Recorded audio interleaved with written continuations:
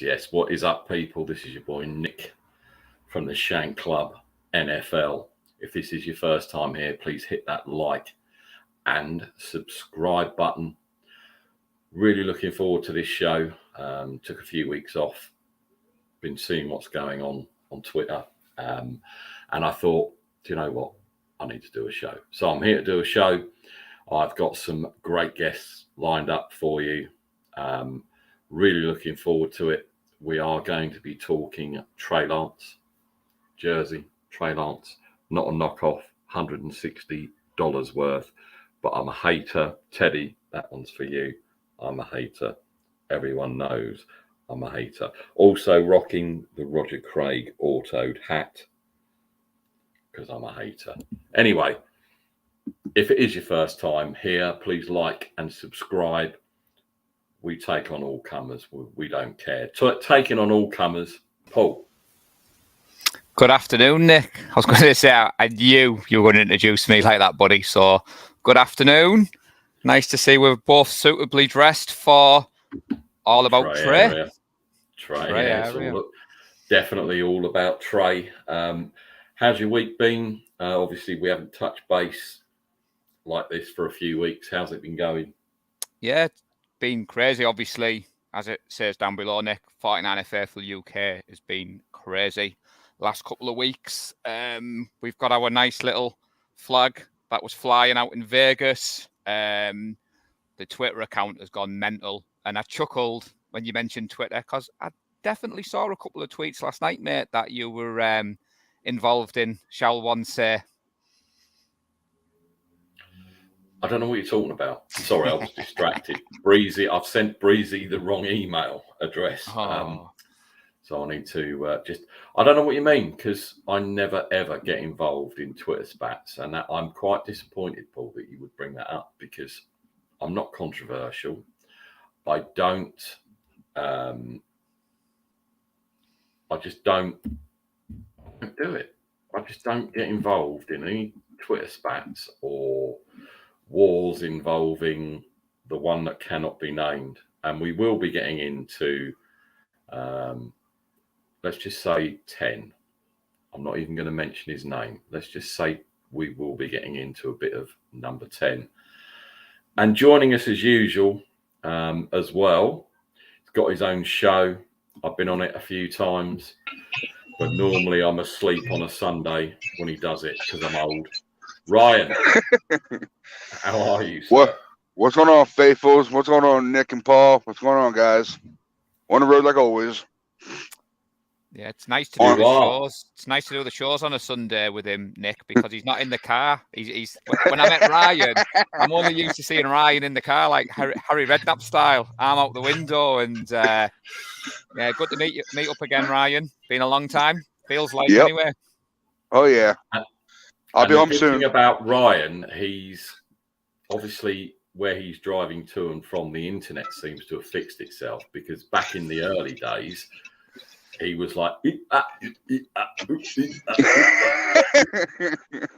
right, Nick. I know.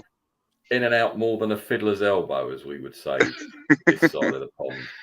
How are you doing, Ryan? Are you well?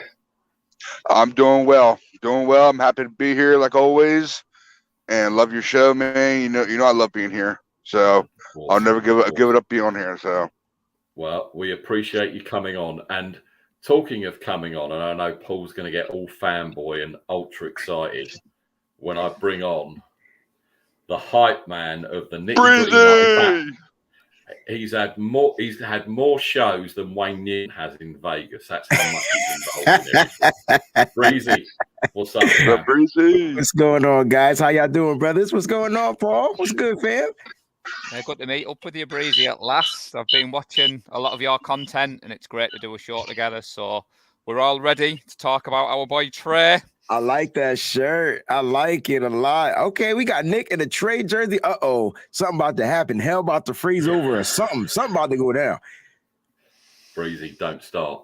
I've only got you on. Hey, hey, look. You were an avid Jimmy supporter, not fan, but a supporter, and your points were valid, right? He was a winner. He did this, he did that, and the Niners were always usually in good hands. I think my whole situation when it came to Jimmy Garoppolo was, is that all you got? Maybe that's going to be the next name of my next story about Jimmy. Is that all you got? Because it's not enough anymore in the NFL, because every year, bro, like the NFL gets greater and greater. You're getting better competition coming in and different types. The NFL is changing on how quarterbacks are viewed and how they have to play. And yeah, we want the traditional quarterback back there, but it's not a traditional defense coming at the quarterback. Guys aren't slow anymore, yo. You got off a defensive lineman running 4.4 speed like now. Like it's crazy, right? So it's time to transcend Jimmy out and just give a shout out to Woke Niner Recaps, and that's also my bro Mike, man. What's going on, baby? NY to the Bay is in the building. Oh, we got Mike and Mike on the show. That's what I'm talking about. What's going on, fellas? Good to see you. Good to see you. Yeah, we are going to have a few more people jump on. I know you're not here for long, Breezy, so I just want to get into a few things for sure. And before we came on air, I did say to Ryan and I said to Paul, we are only mentioning number 10 once. I just mentioned him once. That was it. Yeah. Trey. That you got him before me. You got him before me. Get a 10 pass. Like I did mine. So Ryan gets his, Paul gets his, you get yours, Nick. No, I'm not mentioning him. I'll get a kick in the nuts. Right. So the first I've got various things I want to bring up, and obviously I know you're going to be going when you need to go because you've got a gig later on. But and I was saying to Paul and I was saying to Ryan, everyone knows I'm a 10 fan, and that's well documented.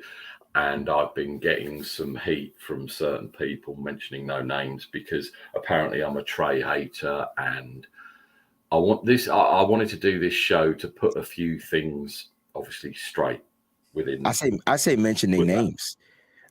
Don't be afraid. Call him out. No, because I would never say Teddy to H2 or whatever. Ted H2. That's my dude. Him Teddy. I understand. Call him out. He needs to be on the show so that he can stand. He can make his stance. You know what I mean? No, because he won't come on. I did offer him to come on. He didn't want to come on. But we'll get Ted on the show. We'll get him on one Saturday. So, my first point I want to bring up, going back to last year, okay, and this is the only Jimmy G reference throughout the whole show.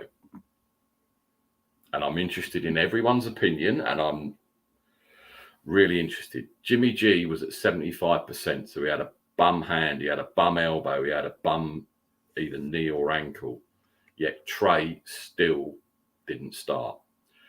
Was that due to the game situation or the game that we were playing, or because of, and we all know that Kyle is very set in his ways and everything, and he doesn't like, well, he's going to take a gamble this year. I think we'll all kind of agree on that, because he is. Because Jimmy G's gone, he's going to be left with Brock Purdy, and he's going to be left with Nate Studfeld, and he's obviously going to be left with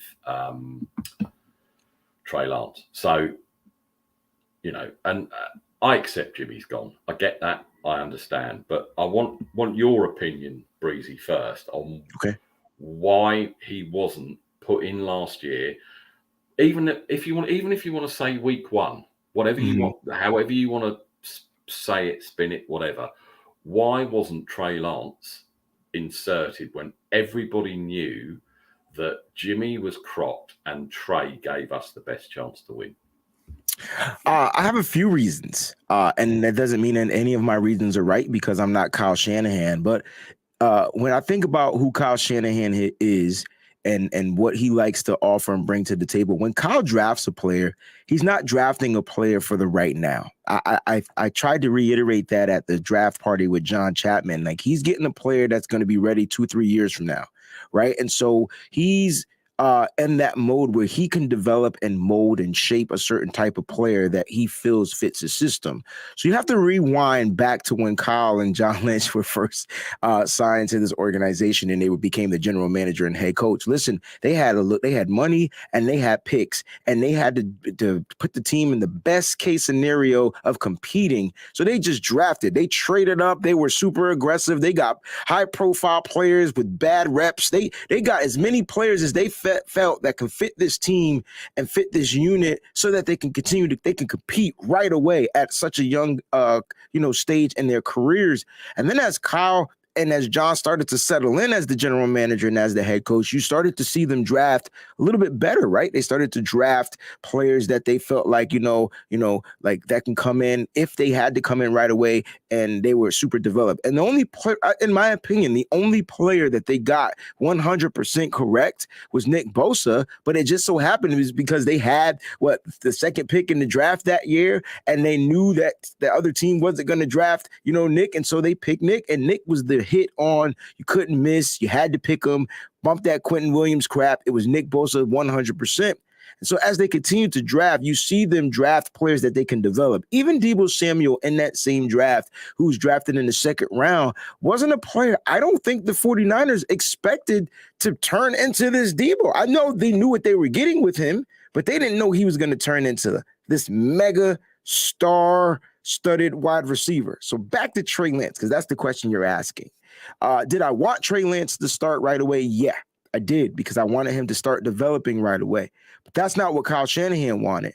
And so you ask, why was Jimmy Garoppolo given the green light? And it's simply because Jimmy Garoppolo was the quarterback under contract that was getting paid $27 million. And you're going to go with this guy. You weren't going to trade him then, and you were going to go with him, and you were going to let Trey Lance develop as much as you could, right? And so I think that's what Kyle did.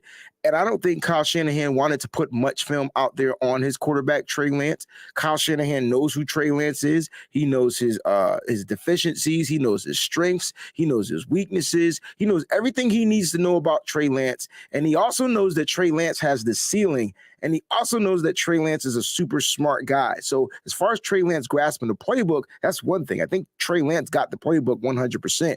As far as him going out there performing on the field, well, that's going to take a little time. And I think Kyle Shanahan wanted to finish this Jimmy Garoppolo tenure. They wanted to find a way to up Jimmy Garoppolo's value, which they did because Jimmy took the team, like you said, at 75%, maybe even 66% healthy. He took this team or helped this team get to the NFC Championship, and unfortunately, we didn't win, right? We lost by 3 points.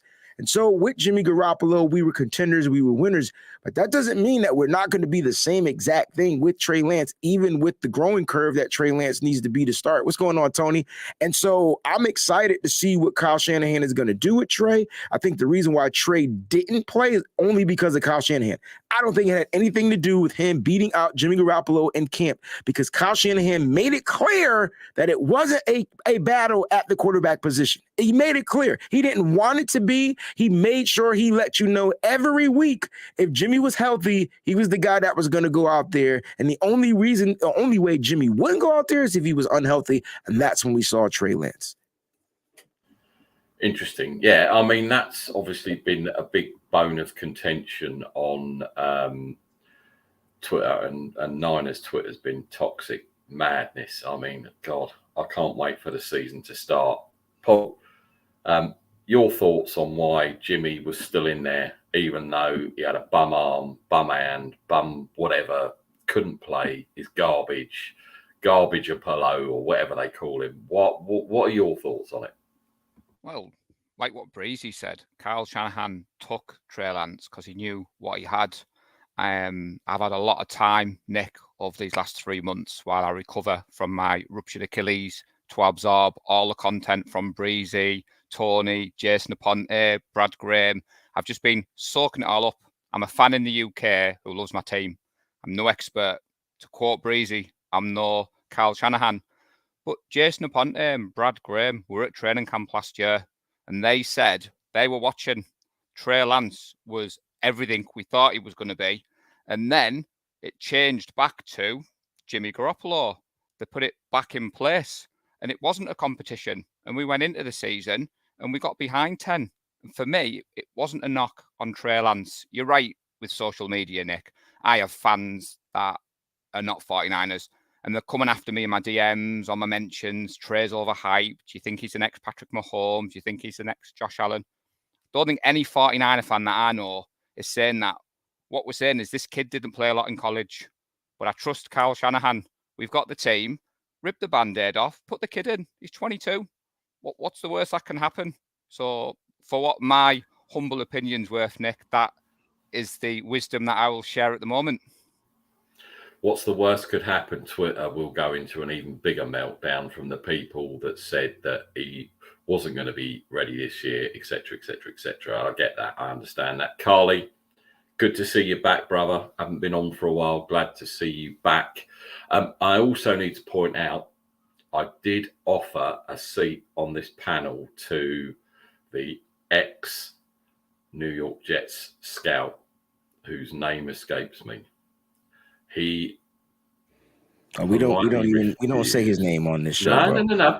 But to be fair, he has an opinion. Same as me, Paul, you, Ryan, Tony. We all have opinions, and I respect. People don't agree with him. Yeah, right.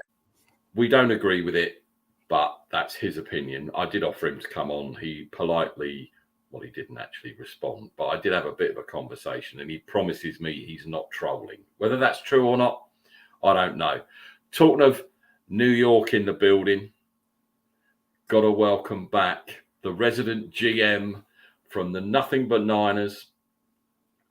Big build-up. Tony, what is up? Nick, you got to stop that, man. You got to stop that. Please. You're the man, Tony. Everyone needs a GM, and you are the man. I'm just a fan, and that's it. That's it. Nah, you're more than a fan, bro. You're way more than a fan. Diehard fan. What's going on, fellas? What's good, bro? No. All good. What's up, Tony? Tony, what's your opinion on the banner that's scrolling across? Obviously, you've heard other opinions. Jimmy G's still in there, 75, 66, whatever. Trey didn't start. What's your opinion on that? What's your take on that? I'm just tired of it, to be honest with you. I just want the door. You did look tired. I had to. No, I'm tired. Out the room. I'm tired of this. Like, if you can't see that this team is in with Trey Lance, there's something wrong with you. You show me one team that invests 3 first-rounders on a quarterback and still say, oh, well, we're going to bring him back. Well, Jimmy's no. Because, listen, and coming from my point of view, I don't think Trey's going to come out flying out the gate. He might maybe game one, but then he'll take that step back down to being normal. And, he's going to have his ups and downs. And you don't want that lurking in your locker room looking over this kid's shoulder. You don't want that. It's going to cause nothing but issues, and you're going to have a divide in the locker room. Well, we're ready to win. If he's struggling, put Jimmy in. No, you don't want that. That's just my opinion. I could be wrong, but I just think, you made your investment. This is your kid going forward. This kid's getting the numbers of the people that were just drafted and calling them minutes after they were drafted by the team. And, that's a leader. You're showing the leader part of it. He's going to tight end U to throw with Kittle and a bunch of other tight ends. He had his workout in Los Angeles with IU, Jennings, Weddington, Ray. And he's taking the lead role. And this is what you want to see from a quarterback, right? And this is the quarterback is the leader of your offense, the leader of your team. And they slapped the C on Jimmy's shirt, but the question is, was he a leader? I didn't see it, but whatever. That's for another topic for another day. But stay there. What? Yeah, I'm just I'm over it. I just want to just move forward with Trey, and that's it, man. They're holding out to Jimmy for number wise, for money, to wait until that money clears because he has a physical to pass, and then once that happens, either they cut or they trade him, and that's it. I'm over the whole is he coming back? Will he be back? And all this crap, but it's over and done with now. Say hi. There's the famous photo bomb kid, Tony. God, no, he don't want to talk now. He getting grown, man. What's up, man? Getting a big. He getting big. The tooth book. Uh-oh. Dr. Seuss. I had teeth like that once. Long ago. Give me 1 second, guys. No problem. Ryan, what's your take on this before we move on? Oh, man, I tell you. I just can't wait for the kid to come in and do his stuff. And, basically, I know I did my Jimmy stuff already done, but I'm ready for Trey Lance to come in and do his stuff. We traded out all these picks, everything like Breezy and Paul were saying, especially Tony. And I'm so glad that the picks that we got that worked out for Kyle Shanahan, of course, and for Lynch was Nick Bosa. Yes, guarantee. And you definitely got to throw in Debo in there because Debo is a big part of this offense. So basically, yeah, I just can't wait for Trey Lance, number 5, come in and do his stuff. So that's basically where I'm at with it. Definitely 100%. Okay, so Chris Sims' thoughts on Trey Lance. He put out 3 tweets. I'm going to read them very quickly. One of the hardest guys to rank. I see the talent. His ridiculously strong arm and running expand this offense, but I have questions. He's more of a thrower than a passer. Can the 49ers fix his accuracy mechanics? He has the potential to shoot up the list. A lot of 49er fans probably angry about this one, but worth seeing my whole explanation. I have the person who I can't mention higher on the list, but 49ers will have to go ahead with Lance. Will not be surprised to see them back in the NFC Championship with Trey. Just one more point on Lance. Important to remember my criteria when making this list. Not predicting how good his team will be this year, but where I would take him if I had a generic team with average weapons, i.e. no Shanahan and no Debo. Paul, comments on that. What do you think of that? More people that just want to attack someone for having an opinion, or valid, or what do you think? I respect his opinion. He is the same gentleman that told us repeatedly Mac Jones at 3 and wouldn't budge from that. He's got close links to Kyle Shanahan. I do think his quotes were taken out of context, and I'll diverge a little bit and Breezy will chuckle So I got a very important lesson in this game the other week, Nick. So I was at home watching Breezy on a live, and Brad Graham dropped that Mac was in the building. So I dropped it on Breezy's show. So Breezy was like, my man Paul has told me that Mac is back. And then about 10 minutes later, Brad dropped there, it's not Mac.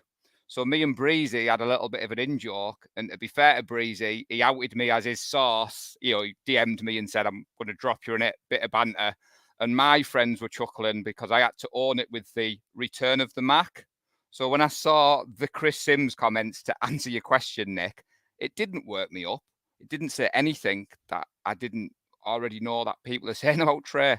And he's entitled to his opinion. And I'm just looking forward to seeing my boy prove him wrong. So would you class him? Yeah, I did see that as well, which I was cracking up, yo. But hey, I put the disclaimer out there that I said, hey, man, we don't know if it's true. I did say that. So we save face. We save face. We're good. We're good. It was more of the return of the snack than the Mac, I think. They look alike though, man. I put a poster out there about twins. They look just alike. I was sitting there saying, wow, they kind of resemble each other. If you really look at them closely, they got a different facial structure, but they kind of make the same mannerisms in their face. It was funny. Nice to see my co-presenter, who's taking a day off today, is in the show. Chris Sims is an absolute tool, apparently. He is. He very much is. But I think he lost a lot of credibility with the Mac Jones shit last year, right? Okay. Because he claims to be close to Kyle Shanahan, and I know they're friends, but he was so wide of the mark on that. It's going to be Jones. It's going to be Jones. And he ended up with a lot of egg on his face. And I think at that point, he lost a lot of credibility with 49er fans. And plus he works with, who's that other? Tool at Tools. Who's that other one he works with? Who's always hating on the Niners? Mike. That was Florio on the show? That was him. Yeah. Oh, the other 49er hater. I gave him zero credit that whole show. I didn't realize it was him, but now I realized that was Mike Florio. And they both hate the 49ers. Oh, my gosh. Yeah. Well, Chris doesn't hate the 49ers. Look, you got to listen to the whole interview. I'm telling you, I broke it down on my show. And it's weird because the show got flagged for what I don't know, whatever. But it's back. The show's back up. So if you go check out the episode, you'll see. I watched that whole interview. I really wasn't upset with Chris Sims. I don't know. Is he a tool? Yeah. But his opinions kind of made me go back and rewatch Trey. Now, I didn't agree with his statistics. His statistics was off because he said that Trey was itching to get back to 50%. And this is down the third. I'm like, he was? Because I remember the Houston game. He started off hot, then shot an interception, right? 8 for 10, and then shot a pick, and then came back and then threw two touchdowns. What are we talking about here, Chris? He wasn't itching to get to 50%. He was at almost 70% in that particular game, and he would have had a higher QBR rating, if he didn't throw the interception, which he tried to throw a ball. Was that interception the Travis Benjamin joint? I can't remember who that pass was to. A part of me feels like that was to Travis Benjamin, and he didn't come back to get the ball. But I could be wrong. I think the Travis Benjamin one was a Jimmy Garoppolo was underthrown. I can't remember, but I do remember that safety just coming up and just reading the route and picking off the ball in that Houston game. But he did say something that made me go back and think. Like Paul said, he's not saying anything that we already don't know. We just don't want to own it. Trey Lance is inaccurate, but he's inaccurate because he doesn't play football. You got to get this kid out there. I did a comparison. Let me see if I still have the stuff. He out of the 5-6 quarterbacks that were drafted last year, Trey Lance was second to last in accuracy. All right. And that's fair because Trey Lance only put 1, 2, 3, 4, 5. Yep. So Trey Lance, let me read it to you. Number 1, Mac Jones, 67.6%. Number 2, Davis Mills, 66.8%. Number 3, and this is where it gets super close.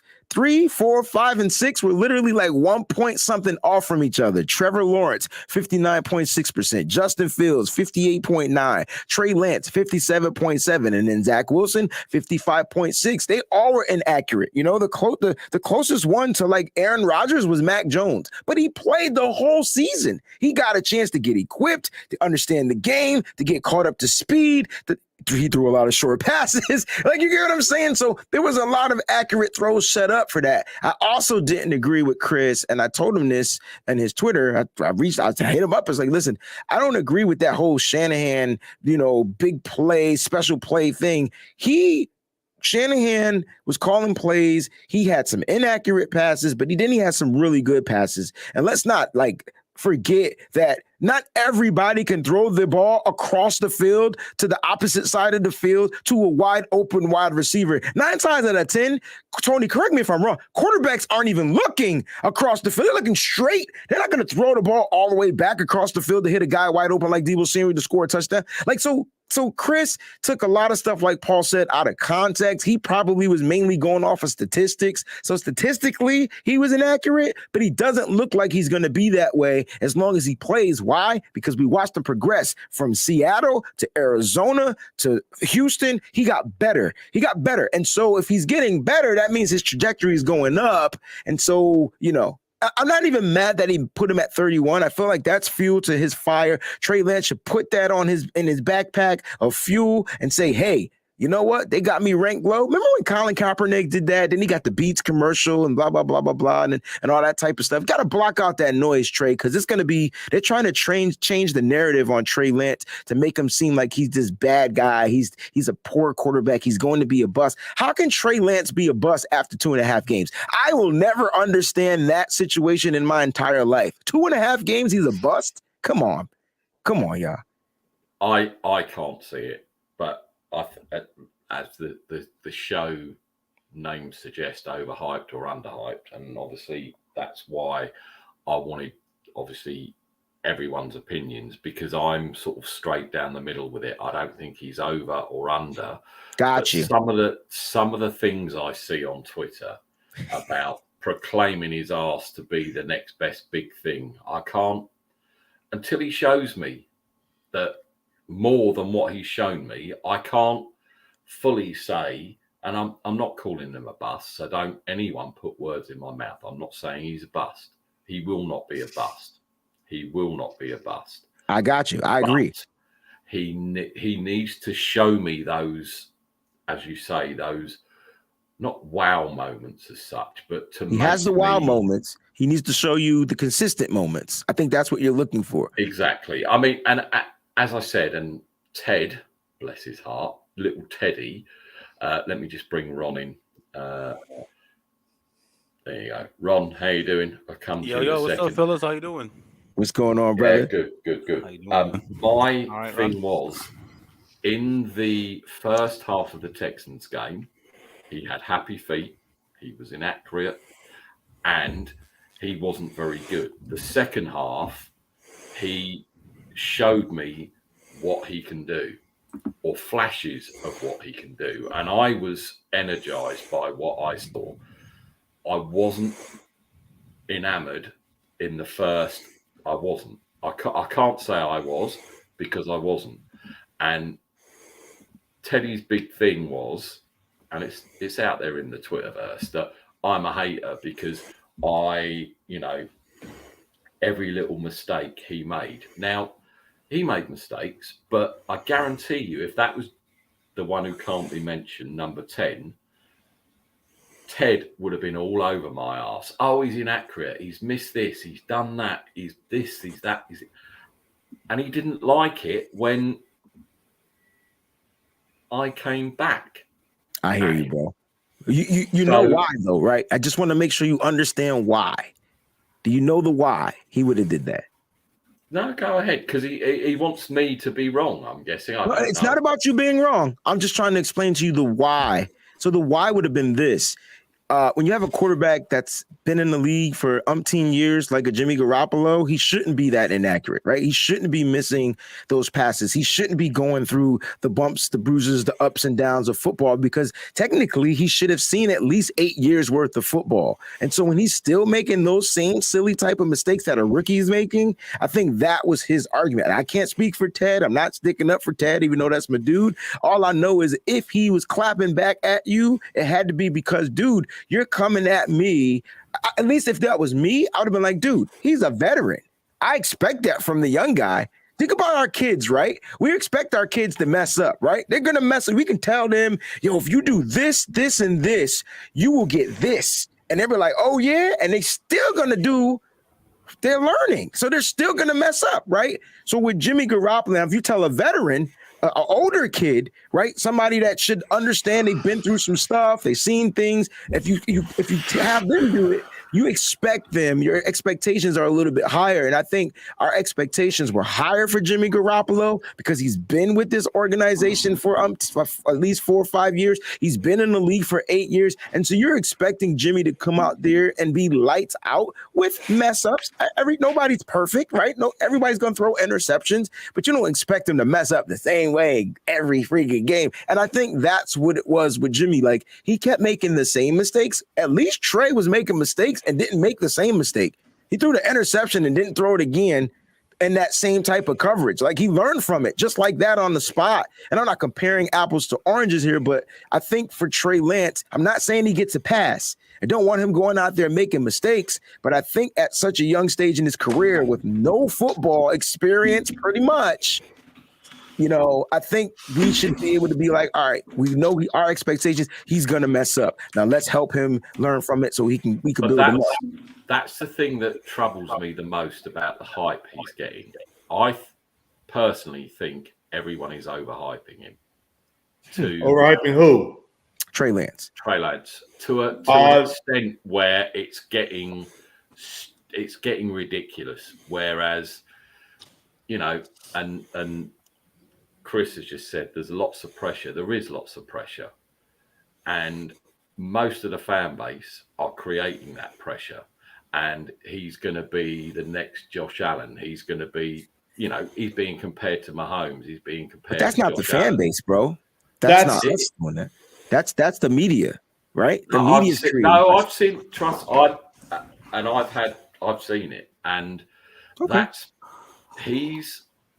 that's the point where I'm down the middle, because I don't want him to be underplayed, but then I don't want him to be overplayed, because everyone then gets their expectations up. And if he doesn't reach fans' expectations, then, you know, the pitchforks and the forks are going to be out asking for Shanahan and thingy to be. Oh, I think that's the main reason why you don't keep Jimmy on this roster. Because, listen, he's not going to be perfect. He might come flying out the gate in week 1 because, you know, there's really not a lot of film on him. But he might come flying out week 1 versus Chicago, then week 2, and then he might hit like a little stalemate where he might go up and down a little bit, like you just said, Paul. But the thing is, right now, this Trey Lance is an upgrade over Jimmy Garoppolo. I would 100% agree. 100%. No. Because the issue is, and this is what I look at from like my point of view, is you watch Trey Lance versus Arizona, right? The first drive, he throws the interception. That was it. You didn't see another one again. Granted, the game plan was a heavy run attack, but he made his mistake, he made his adjustment, and that's it. So then there was a stretch where there's nothing. And then he comes in versus the Texans because Jimmy couldn't beat the Titans. And believe me, he had a golden opportunity to beat the Titans, but, you know, Jimmy's Jimmy. So he comes in versus the Texans. He started shaky, but again, he corrected where he was wrong. That's what you want to see as a quarterback that's 21 years old, that has minimal college starts from a smaller program. You want to see him progress. So right now, just off of 2 starts, his trajectory is up. It's not flat. It's not down. It's up because of the way he progressed over those 2 starts, right? And because he played. Like, people say, oh, he underthrew Debo. Debo had to come back to the ball. Now, let me just say something, and please don't take this in the wrong way. If you honestly fucking believe that, you're an idiot. I just want y'all to watch it. Like, there was a safety. There was a safety sitting in the center of the field. There was a corner deeper than Debo. So where's the place you throw the ball? You got to throw it to the sideline and shorter than your deepest man. The ball was point perfect place. Like, all right, hold on, mama. It was put in a perfect position where only one person could make the play, and it was Debo and Debo only. Granted, he had to come back a yard or 2 to make the catch, but he still put it right in the end zone where our main objective is. You don't see that with Jimmy. I'm watching right now. The NFL Network has the replay of Week 3 or the home opener versus Green Bay. Here, versus Green Bay, and the center of the field. That's all he throws is to the center of the field. This kid gives you sideline throws, Tony. The whole field, the deep third, the middle third, like everything. You got to play this kid. All right, mama, here. You got to play this kid, and you got to play honest. You can't cheat where you could cheat versus Jimmy because you know he's not even looking down the field or to the sidelines. So right off the bat, that's where we're at with this kid. And from what I've seen in such a small sample between his on-the-field play and his off the field, with his leadership that he's proven this offseason, it is 100% an upgrade over Jimmy. It's nothing personal, but it's on the field. The facts are there. It's right in front of your eyes. The smell test is there, ready to be smelled as such. Like Jimmy Garoppolo goes like in a submarine from 300 feet down below water, and you don't hear from him in the offseason. He like disappears. He races from the grid. Tony, I got criticized about that. We don't need to hear from the quarterback. Blah blah blah. No, you kind of do. Like you kind of want to make sure he's still afloat. Like he's living. Like, you know what I'm saying? Like it would be cool. Maybe you don't got to see him work out, but you need to know that he's still a part of this team. And we know that Trey Lance and Jimmy are on 2 different trajectories, right? Mm-hmm. But Trey's letting the world know. I mean, for a second-year player to reach out to talk to all the rookies, to be at the rookie mini camp, to do those type of things. You're not telling me this kid is not stepping into that leadership role. He's looking to earn it. He's not saying give it to me. He's going out there to show you why I'm going to be your leader and you guys are going to follow me. That's what Trey Lance is doing right now. Correct. And the media is trying to stir the pot right now against trying to turn it around. Exactly. Right? Oh, they're not committed to Trey. They're not committed to Trey. Since when does the 49ers have to say, oh, we're committed to Trey? Right. They'd be stupid to say right now what you're trying to trade somebody and get value in return for him, right? That we're committed to him. Screw him. We're cutting him when he's healthy. No, you don't do that. It's a business. There's a business side of this that they don't. Sorry, Mama. That they don't understand. So, like, my opinion, move on. Jimmy's the guy. You roll with Sudfeld. Maybe you bring another guy back in to compete with Sudfeld to keep him honest and on his toes. But you know, I think Brock's going to compete with him, dog. I know he. You know, I like what I've seen of Brock. I like him. It is. I like Brock's confidence. That's what I like right now. Now, can he do it on the field? I don't know, but I like his confidence. I like his swag. He seems like he's a quarterback. In his head, he's a quarterback, and it looks like he's going to go out there. And OTA start Monday, so I'm excited. Listen, guys, I love y'all. I got to run. I got to get to a show. But thank you for having me on, Nick. And if this is something you're trying to do every Saturday, like count me in at 10 o'clock. Appreciate you, Breezy. Thanks for coming Breezy. on, bro. All right, peace. Peace out, guys. Thanks for coming on. Hey, Nick, just one thing. Like, what better situation could Trey Lance go to? Right? As of right now, I know there's some turmoil, but as of right now, you have probably one of the best offensive players in the league in Debo. You have Ayuk. You just added a speed guy in Danny Gray. You have one of the best tight ends, if not the best tight end. Your O-line is a little suspect. You have the best left tackle. We added another piece to the running game, and you have Kyle Shanahan as your play caller. Yeah, I mean, the other thing as well I would say regarding second-year QBs, just to go off on just a little bit of a tangent before I bring you in, Ron. It's going to be interesting for me to see Trevor Lawrence and Justin Fields this year because coaching changes, scheme changes. Fields was thrown under the bus. Nagy's gone. obviously a new coaching regime in the Jags, but they probably are still going to be the same sorry ass Jags. But it will be interesting to see if they develop in year 2 as well as that. And yeah, I agree, Chris.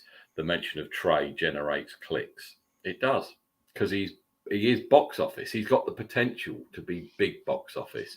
Ron, nice to see you in here, man. How you doing? Sir. Overhyped, underhyped? Talk to me. Yeah, so I mean, all these guys make great points. I think the one thing that we're forgetting as well, though, is like how expensive Jimmy is, and how much he cripples that salary cap versus what he actually brings to the field. You know what I mean? So that's another reason why fans are frustrated, brother. It's like Jimmy's not a $25-27 million quarterback. You know what I mean? And I get it. He has a mindset that he's a starter, but he really isn't. He's not willing to restructure. He thinks he is a starter, and I think that just adds to that pot. You know what I mean? That's really what That's one point I wanted to make that nobody really actually talked about is the money piece of it. Jimmy is not $25 million worth at quarterback. I mean, pretty much, plain and simple. John V, thank you for joining us. You've been very quiet there, buddy. Please join in. What's up, fam? In my opinion, I don't want him to restructure, because if he does, then he sticks around. Right. I don't want him to restructure. Quarterbacks shouldn't have to restructure in some scenarios. You know what I mean? In most cases, they don't. Unless you want to keep them and they've proven to be worthy of their position on the team. So for me, I'm so sick of it. Like, I am so sick of the Jimmy G talk. It's insane. What's the topic? I mean, what do you guys just the overhype, underhype of Trey? Is that the topic today? Yeah, I think we're talking about if Trey Lance is actually, if we're overhyping him, is he underhyped? Is he overhyped? I think, and then I think he had a spar with Teddy on Twitter, is what I'm hearing as well. Yeah, so a bit of context, John. I think Teddy went after Shant last night, so I tried to play peacemaker best that I could, and I think don't get involved in that shit, Paul. Let me tell you why, man. Ted's the type of guy that just wants to hold receipts. He likes holding that over people. I've noticed that. I see he likes to screenshot, save it, throw it in your face a week, a month, 6 months later. No offense to Ted, but that shit's, you're playing juvenile games, man. Like that's unacceptable, but whatever. I mean, do what you got to do. I think, what's wrong with overhyping Trey, man? I mean, we've tolerated enough shit. I mean, we've gone into season after season hoping for something different, and Jimmy makes absolutely no progression. He actually regresses in talent, so it's not like we're getting anything different. And we've said this. Shit, Tony, how many times have we said this, dude? At the very least, what Jimmy gives you, Trey can do no different. He can give you the slants. He can give you the screens. He might even throw them, at your numbers, not your shoelaces. He can make the throws that Jimmy makes, and then so many more. So I don't see like where we undervalue Trey. The young man can do what Jimmy does and then some. And he brings mobility to the table, right? He can move, he can pull it and run. So yeah. I'm not undervaluing Trey, and I think I don't think it's wrong to overvalue him. I don't think there's nothing wrong with overhyping this kid. We're excited. We gave up a ton of capital to go up and get this kid. So fuck yeah, Kyle. Like, you better be right. Like, you better be right, bro. You don't spend that kind of capital and then turn around and say, I might have got this wrong. You don't get this wrong. You can't get this wrong. So that's just how I feel about it.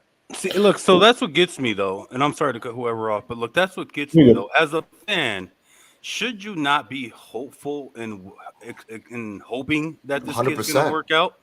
Sure. The part that gets me, though, is there's a percentage of the fan base, especially people, Jimmy loyalists, who are sitting waiting for this kid to fail so they can say, see, I told you so.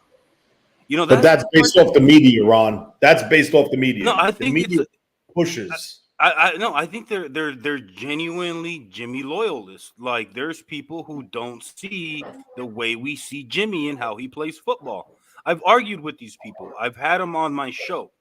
They genuinely think, Jimmy Garoppolo is not at fault. They don't blame him for a lot of the things. I'm like, let me get into the mind of these guys and see how they see the game. And they'll tell you, they'll swear to you, it's not on Jimmy. They'll say it's the O-line. They blame Kyle Shanahan. They'll throw the win-loss records at you. They'll talk about, I've asked them, like, okay, so explain to me how he was limited to only 8 passes in the playoffs against certain teams. That's part of the playbook.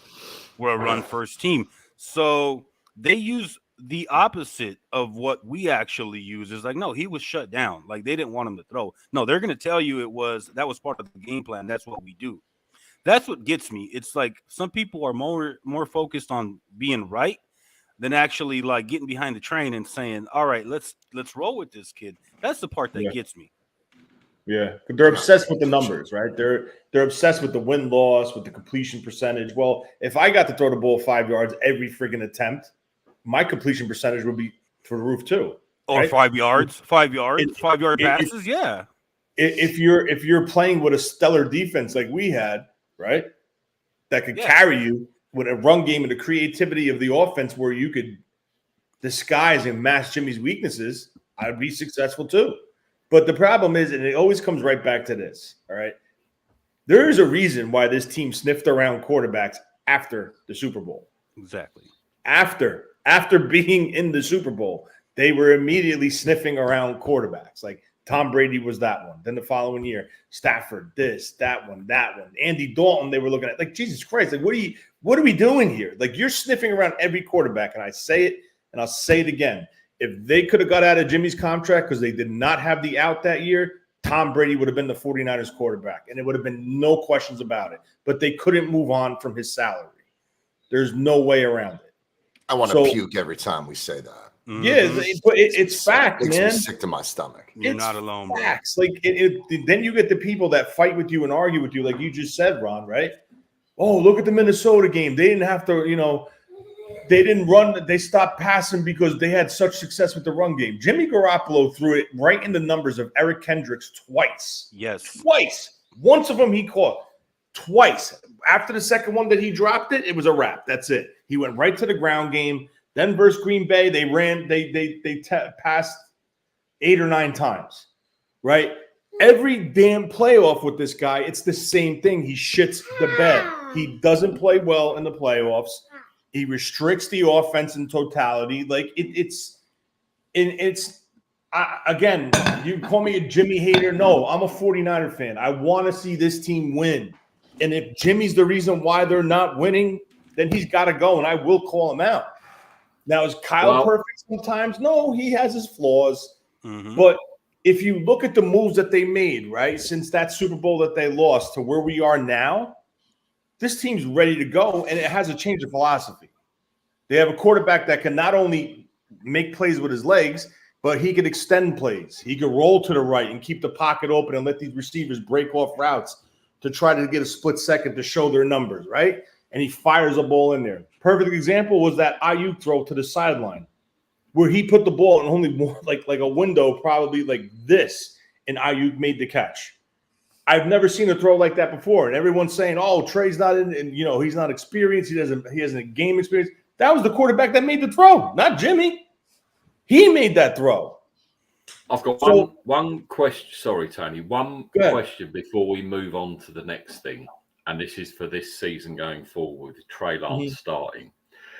If Trey Lance struggles and the defense carries him like number 10 was carried on a few occasions, are people going to start worrying about that then? Or are they still going to be, that's fine, because they didn't give Jimmy G a pass. They were on it.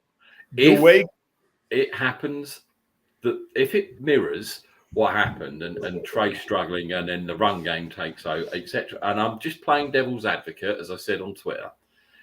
Correct. Are people going to then start to doubt what they paid to get this guy to be the starter going forward. If he struggles and if it mirrors what Jimmy did in the playoffs and last year, are people then going to start questioning because it's the defense that's carrying the team? Paul, what do you think? I mean, I wanted to go back to what Tony and John V said, and I think I know where you were going with this show today. As you can see, Tony, John, I've got my Trey shirt on. I'm a fan. I am excited. I bought into the Jimmy G hype. Nick, that's my one pass. I got a Jimmy jersey. But like Tony said, I wanted to be a 49ers. I'm a 49ers fan. I want the 49ers to win. And some of the throws Trey has shown us, and I knew when Teddy went after you on Twitter last night and you put together this show, hell yeah, I'm hyped. I'm not saying he's the next Patrick Mahomes, he's the next Josh Allen, he's the next Lamar Jackson, but we've seen Jimmy. I'm done with that conversation. Once his surgery he's off the team, it's Trey's team. He's 22 years of age. He's shown me leadership. If the defense carries us back to the championship game or to the big one, will I care about it? No, I will not. And Trey isn't going to be perfect. Tony said it brilliantly earlier on. He's going to go up and down. He's got the trajectory. He's not going to be perfect. If we don't make the playoffs next year, Trey has shown us the glimpses, and he's not a bust, as some people are shouting. The problem you've got, Nick, is with the 49ers. Everybody loves to talk about us. We're there for the clickbait, for the content creators. We're on the 21st of May, 2022. Trey Lance does not need to be ready. Chris Sims came out with arm fitness. As a fan in the UK, I didn't even know what he was talking about, arm fitness. Reference Tony. I went back and watched the film, the tape, the highlights. The film? What's the film? Well, oh, sorry, you know, that's a northeast thing, isn't it? The film. Northeast thing. But I'm hyped. Why shouldn't I be hyped for Trey Lance? Is that Let's right? go- Why okay, shouldn't you be? Let's go round You've been round the disappointed. horn very quickly. John, would you be worried if Trey struggles next year, but the defense carries No. him? And will you cut him the slack that maybe Jimmy should have been? Yes, cut? I will give him. I will. Nick, I have been disappointed. It doesn't get worse than losing a Super Bowl and then an NFC Championship game. Like, it doesn't get worse than that. So yes, I can give him all the bumps and bruises. And when I said that I would support this young man, I said that I would ride beside him, bumps and bruises and everything in between. There's no reason for me to expect a Super Bowl or an NFC Championship game out of Trey right out of the gate. I have already lived through disappointment.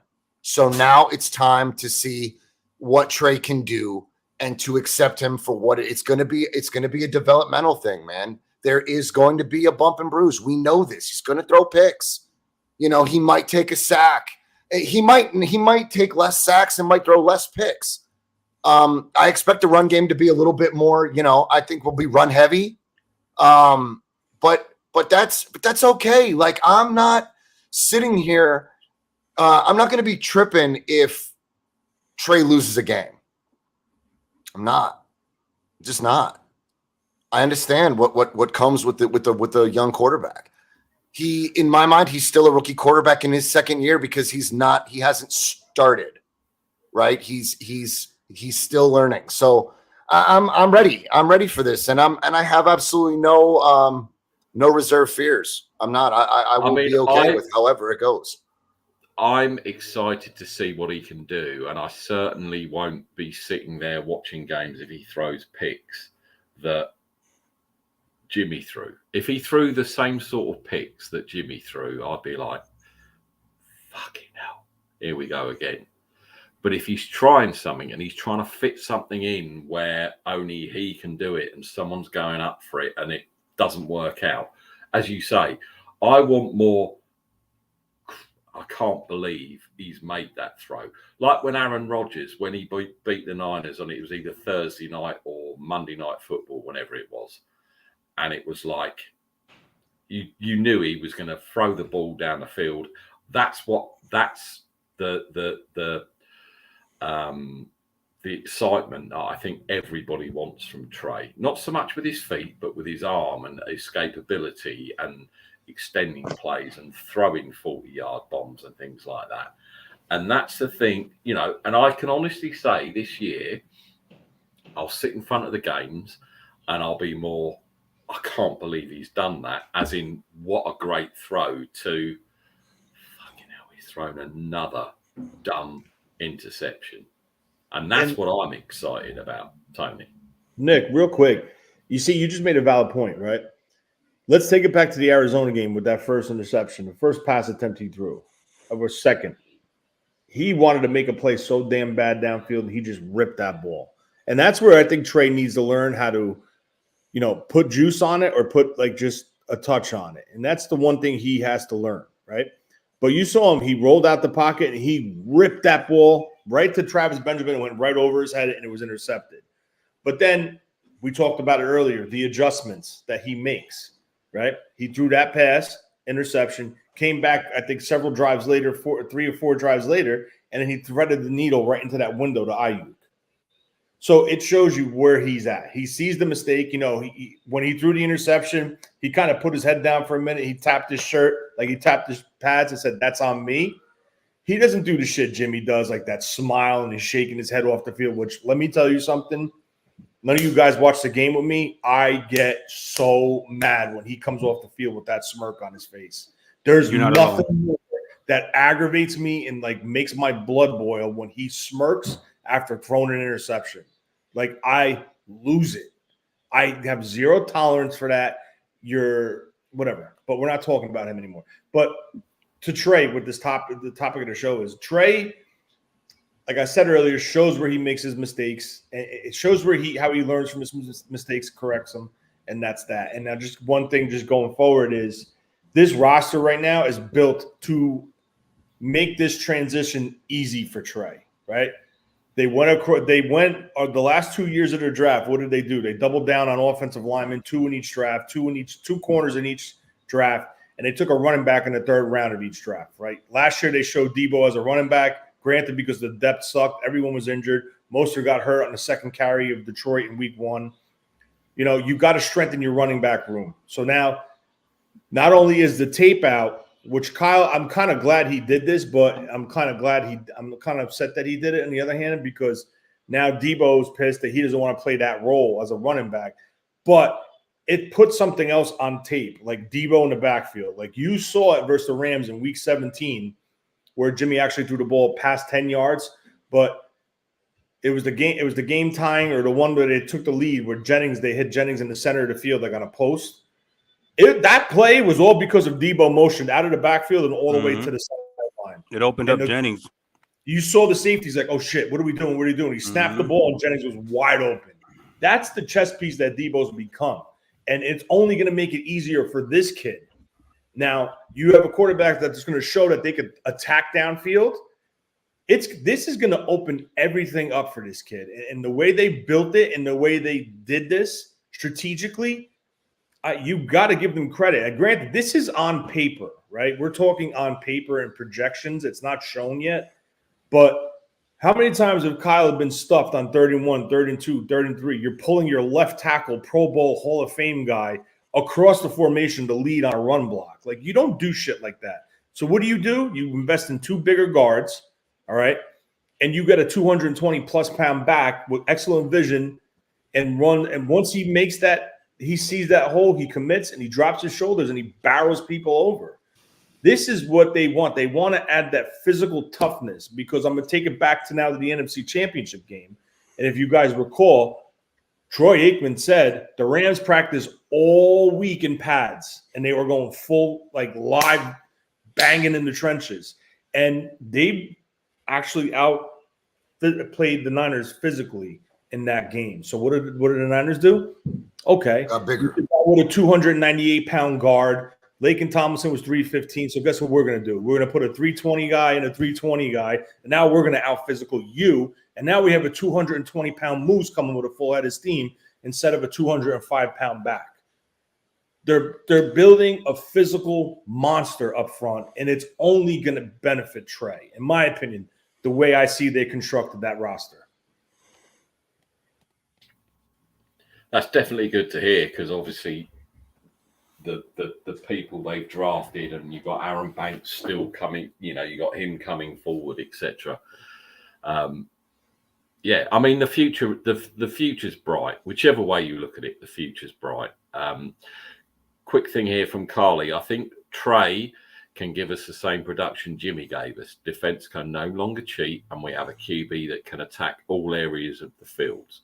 Growing pains will happen as long as he learns. And hang on, let me just click the one below, from his mistakes. And to be honest, and I'm with Tony what he said, Ron, about the smiling coming off the field. And I'm a big person who can't be named fan, but Trey earned the respect of the team, I think, going forward.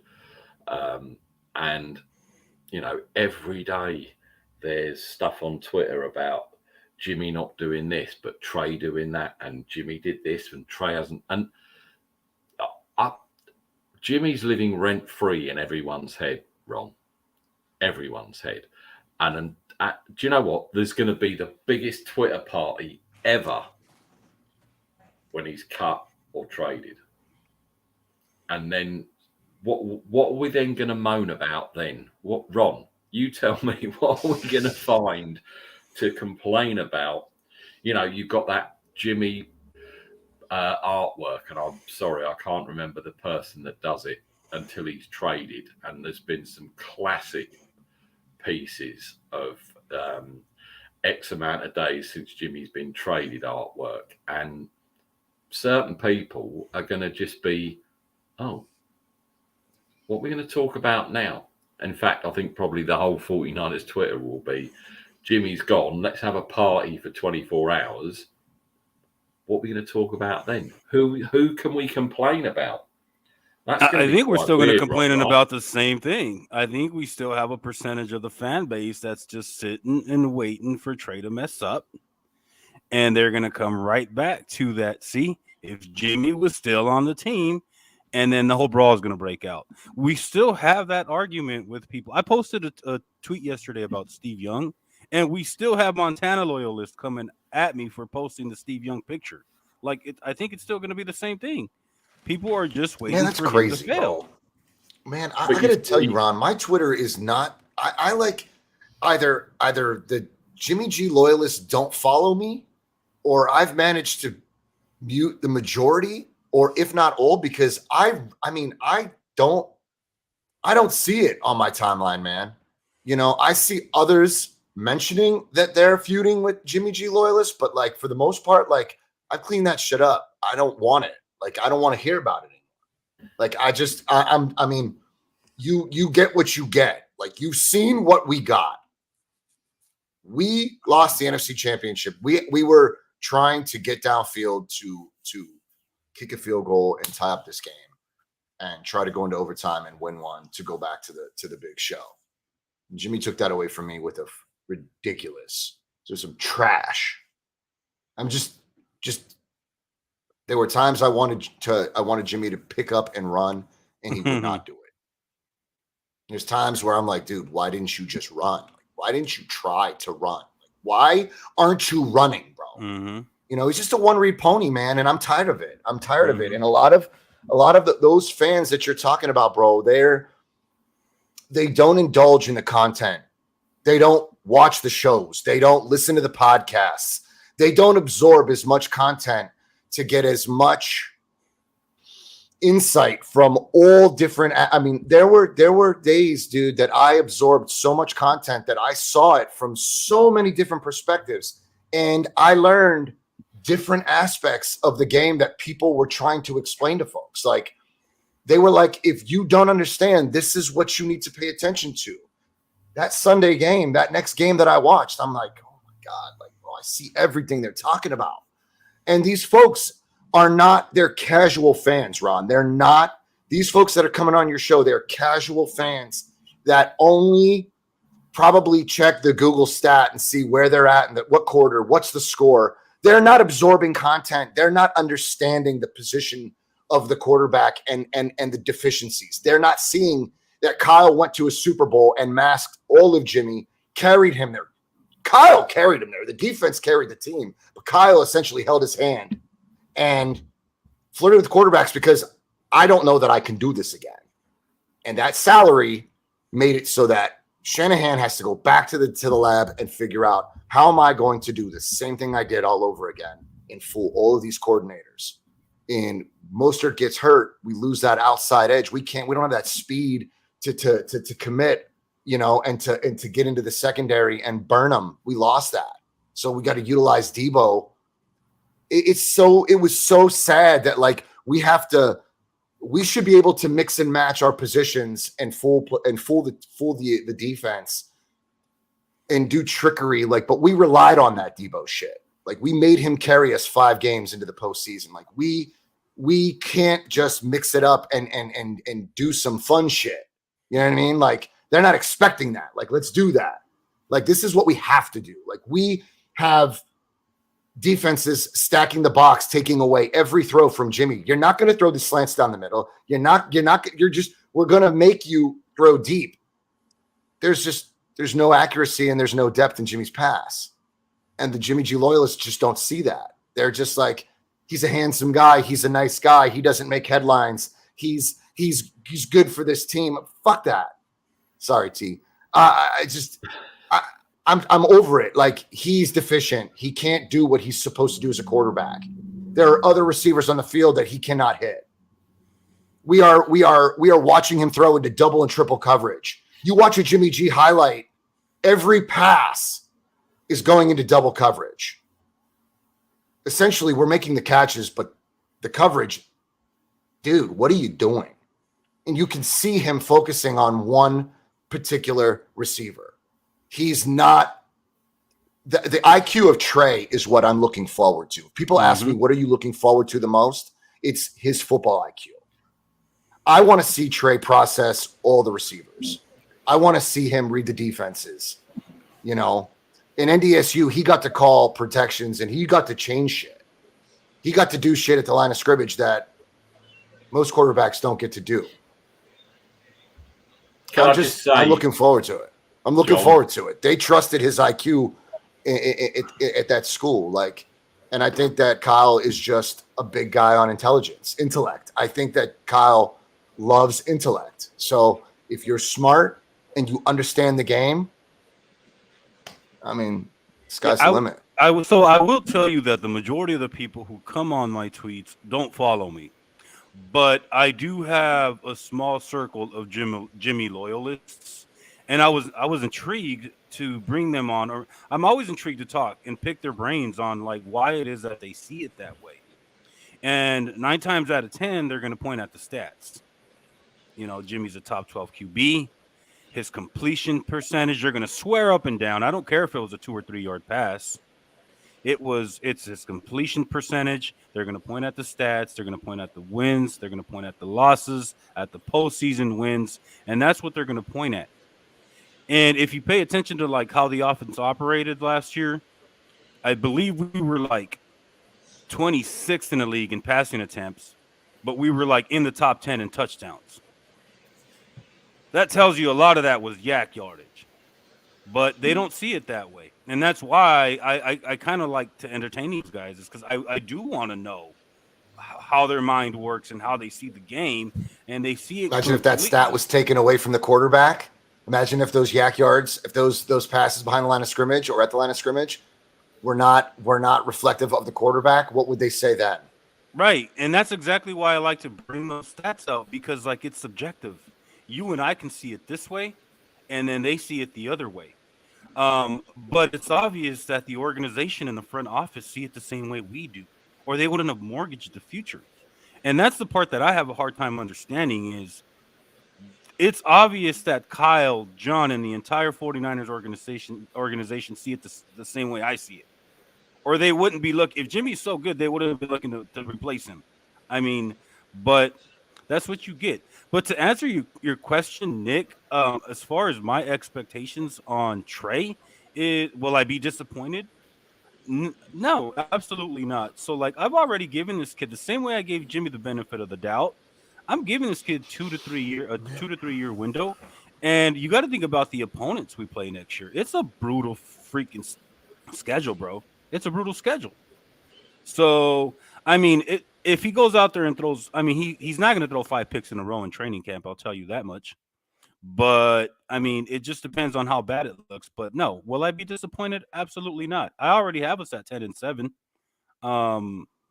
Because it's a brutal freaking schedule, and I'm already giving him 2 to 3 year window because he's a rookie. He's technically a rookie. Yeah, essentially, 100%. And John, can I say thank you for not blocking and muting me, because you know I'm a Jimmy G boy, and I will not be jumping off the 49ers hype train to go and follow Jimmy to Carolina or to the USFL or wherever the fuck he ends up. Who knows? Yeah, but Nick, you've been yes, you are a diehard supporter of Jimmy, and I get it. I still think that, you know, but the thing is, you John, keep an open mind, brother. You do. I get that QB wins, as they say on Twitter, is not a stat. I get that, and I know we win as a team, not because of Jimmy, despite Jimmy, right? I didn't want to mention him, so sorry everyone, I've got to. And yeah, I understand all that, and that's one of the biggest fears, that we won't, how can I put this without getting flamed? Yes, Trey can hand the ball off 20 times and let the running backs do their stuff, and the same as Jimmy did. But I need to choose my words carefully because I really don't want to get flamed. Yeah, he throws hospital balls. He almost got Kittle injured and this, that, and the other. I understand that, Carly. He does throw passes that even I wouldn't throw, and I haven't got an arm. And I'll always be thankful for the way that when he came in for those 5 games at the end of the season, how he gave us all hope. And it wasn't his fault they paid him all that money. The Niners thought they got their future QB and paid him. That's not his fault. He's got a lovely chin. He bangs loads of girls from Hooters. Fair play. I wish that was me, but it isn't. He's got a lot of money. Doesn't matter if he doesn't play again, right? It doesn't matter. But for me, he lifted us out of that gloom in 2016. Tony, was it when he came? Was it 2016, 2017? When did he come in and take 17. over? Came in 17. Still 17. So, you know, that 5-game window, and bearing in mind we did kick some arse in that 5 games. There were a few sort of mediocre results, whatever. He gave me hope, and I'm disappointed that he didn't deliver on all the promise that he showed early on, and it's just gone down. It has gone down. I see it, all right? I can see it. And I am so looking forward to Trey Lance taking over the team. Jimmy gone, you know. You promise not to make comparisons. If and when Trey has some struggles, promise that you won't make comparisons. Promise us now that you won't make comparisons. Right. John, I would never make comparisons. Okay. But I'm not going to say Jimmy would have made that throw or Jimmy would have handed it. That's exactly what I'm hoping you would say. I would never say that. But like I did in the first half of the Texans game, which Ted H seems to be fixated on Twitter with, I called Trey out because his footwork wasn't great. He sailed some balls. He was inaccurate. And then all of a sudden, he got in the locker room and he switched on. And that second half, he played 100% better than he did in first. And that was my thing with why I struggled to see why he was the great hope in that Texans game. Yes, it was only his first start or whatever it was. But in that first half, he wasn't great. And I called out a few people who were, we're going to see a we're going to see a showcase of Trey Lance. He's going to throw for 400 yards, 5 touchdowns. He can do this, do that. The first half, he was awful, but he got better. And that's what I want to see. I want to see a progression of him being better and getting us, maybe not this year, but next year, to where we think this team should be. Now, moving on very quickly, because I know Tony's got to go. Arm strength, rumours. Now, the way I took this, Tony, was like a baseball pitcher who's, and I don't think the Niners are expecting him to throw 30, 40 attempts a game. But the more you throw, the weaker your arm gets. That's how I read that arm strength thing. Not the fact he can't sling it, because everyone's seen he can sling it, right? And Aaron Rodgers, at his age, can still sling it down the field. I'm thinking the way that was pitched was the fact that if he has to throw 50 attempts every game, his arm is going to be bad at the end of it. That's how I read it, because I don't see any problems with his arm strength as in throwing it, but more to the fact that if he has to throw a lot, that's where people may question his durability or his arm. Would you say that was a thing, or how? That's what I don't understand about this whole thing. How do you know? Like, why would you come out and say that? The kid versus the Texans, his best game, threw 23 times. 23 times. And you're telling me he's got arm fatigue? Well, this is coming from a former offensive lineman. Like, come on, guy. Like, I don't understand. This media has a vendetta against the 49ers. Like, I just don't know what the hell it is. I don't know why. But for you to say after 2 starts you're afraid of his arm strength deteriorating is absolutely absurd, in my opinion. You cannot project that off of 2 starts. I don't give a shit what you say. Every time that kid throws the ball, it's got velocity on it. It's got it. Now, if you're telling me he's got 15 attempts into the game and you start seeing the ball like dip short, flottling in the air, like, all right, maybe there could be an issue. But not one of those passes did that. Not one of them. And I remember watching the game and everything was velocity. Matter of fact, when we watched it live, we said he needs to learn how to take some off. He needs to learn how to slow that ball down in some throws because, make it a more touch throw instead of racking it right in there. Like, he definitely throws fastballs. Like, there was a clip that people posted. Take a bit off. There's a clip that people posted on social media of him in practice. He rolls to his left.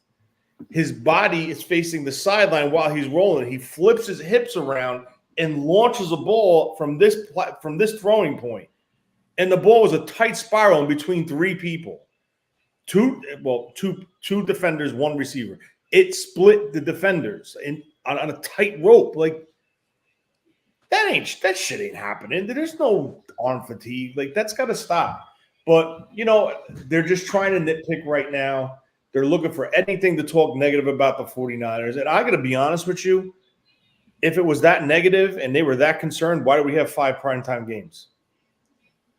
That's the thing, right? They want to see this kid. They want to see this kid on the big stage. And the reason why mudslinging. There's definite mudslinging going on, and I don't know where I get where the good stuff's coming from, but the bad stuff, maybe it is because it's the Niners, and maybe the Cowboys get it because of who they are, but we don't see it because we're Niner fans. But just some of the hate from certain people, and there's always tit for tat things. Oh, Trey Lance is doing it, and then you get, it's his arm strength. He's got this, and then the former scout saying this, and then you've got someone else, and it just keeps bouncing off each other. Wait, who? Who? So the former scout? Listen, Ron, I invited the former scout to come on here and give his view because I will take anyone's view, and I will not judge anybody, but he politely declined my invite, and that's up to him. But the reason I've done it, because we weren't going to do a show for a few weeks, but the reason why I wanted to do this show is because I wanted to get people on who Tony and Paul and John and you, Ron, to educate me a bit more about Trey Lance, because as I said, I'm still over, under, I'm in the middle. And I want to be thought, sold. I'll give him his chance to come on. If he wants to come on, he can. You know, no one's going to, well, no, that's not strictly true. Everyone will judge him because of his tape, but it's a game of opinions. We've all got them. Some people like them, some people don't. But I appreciate everybody. The same as when I've had some and I've had some hot takes over the years, but people in general actually listen to my shit and say, you're an idiot, but we respect you. And that's the difference. Whereas with him, it's just, you're an ex-scout, you're this. So I thought I'll let him try and put the record straight, and he declined. So that's, that's look, and don't get me wrong. I mean, I'm not judging the guy, but it's clear he has an agenda. He, like everybody else in the media, knows we're a massive fan base.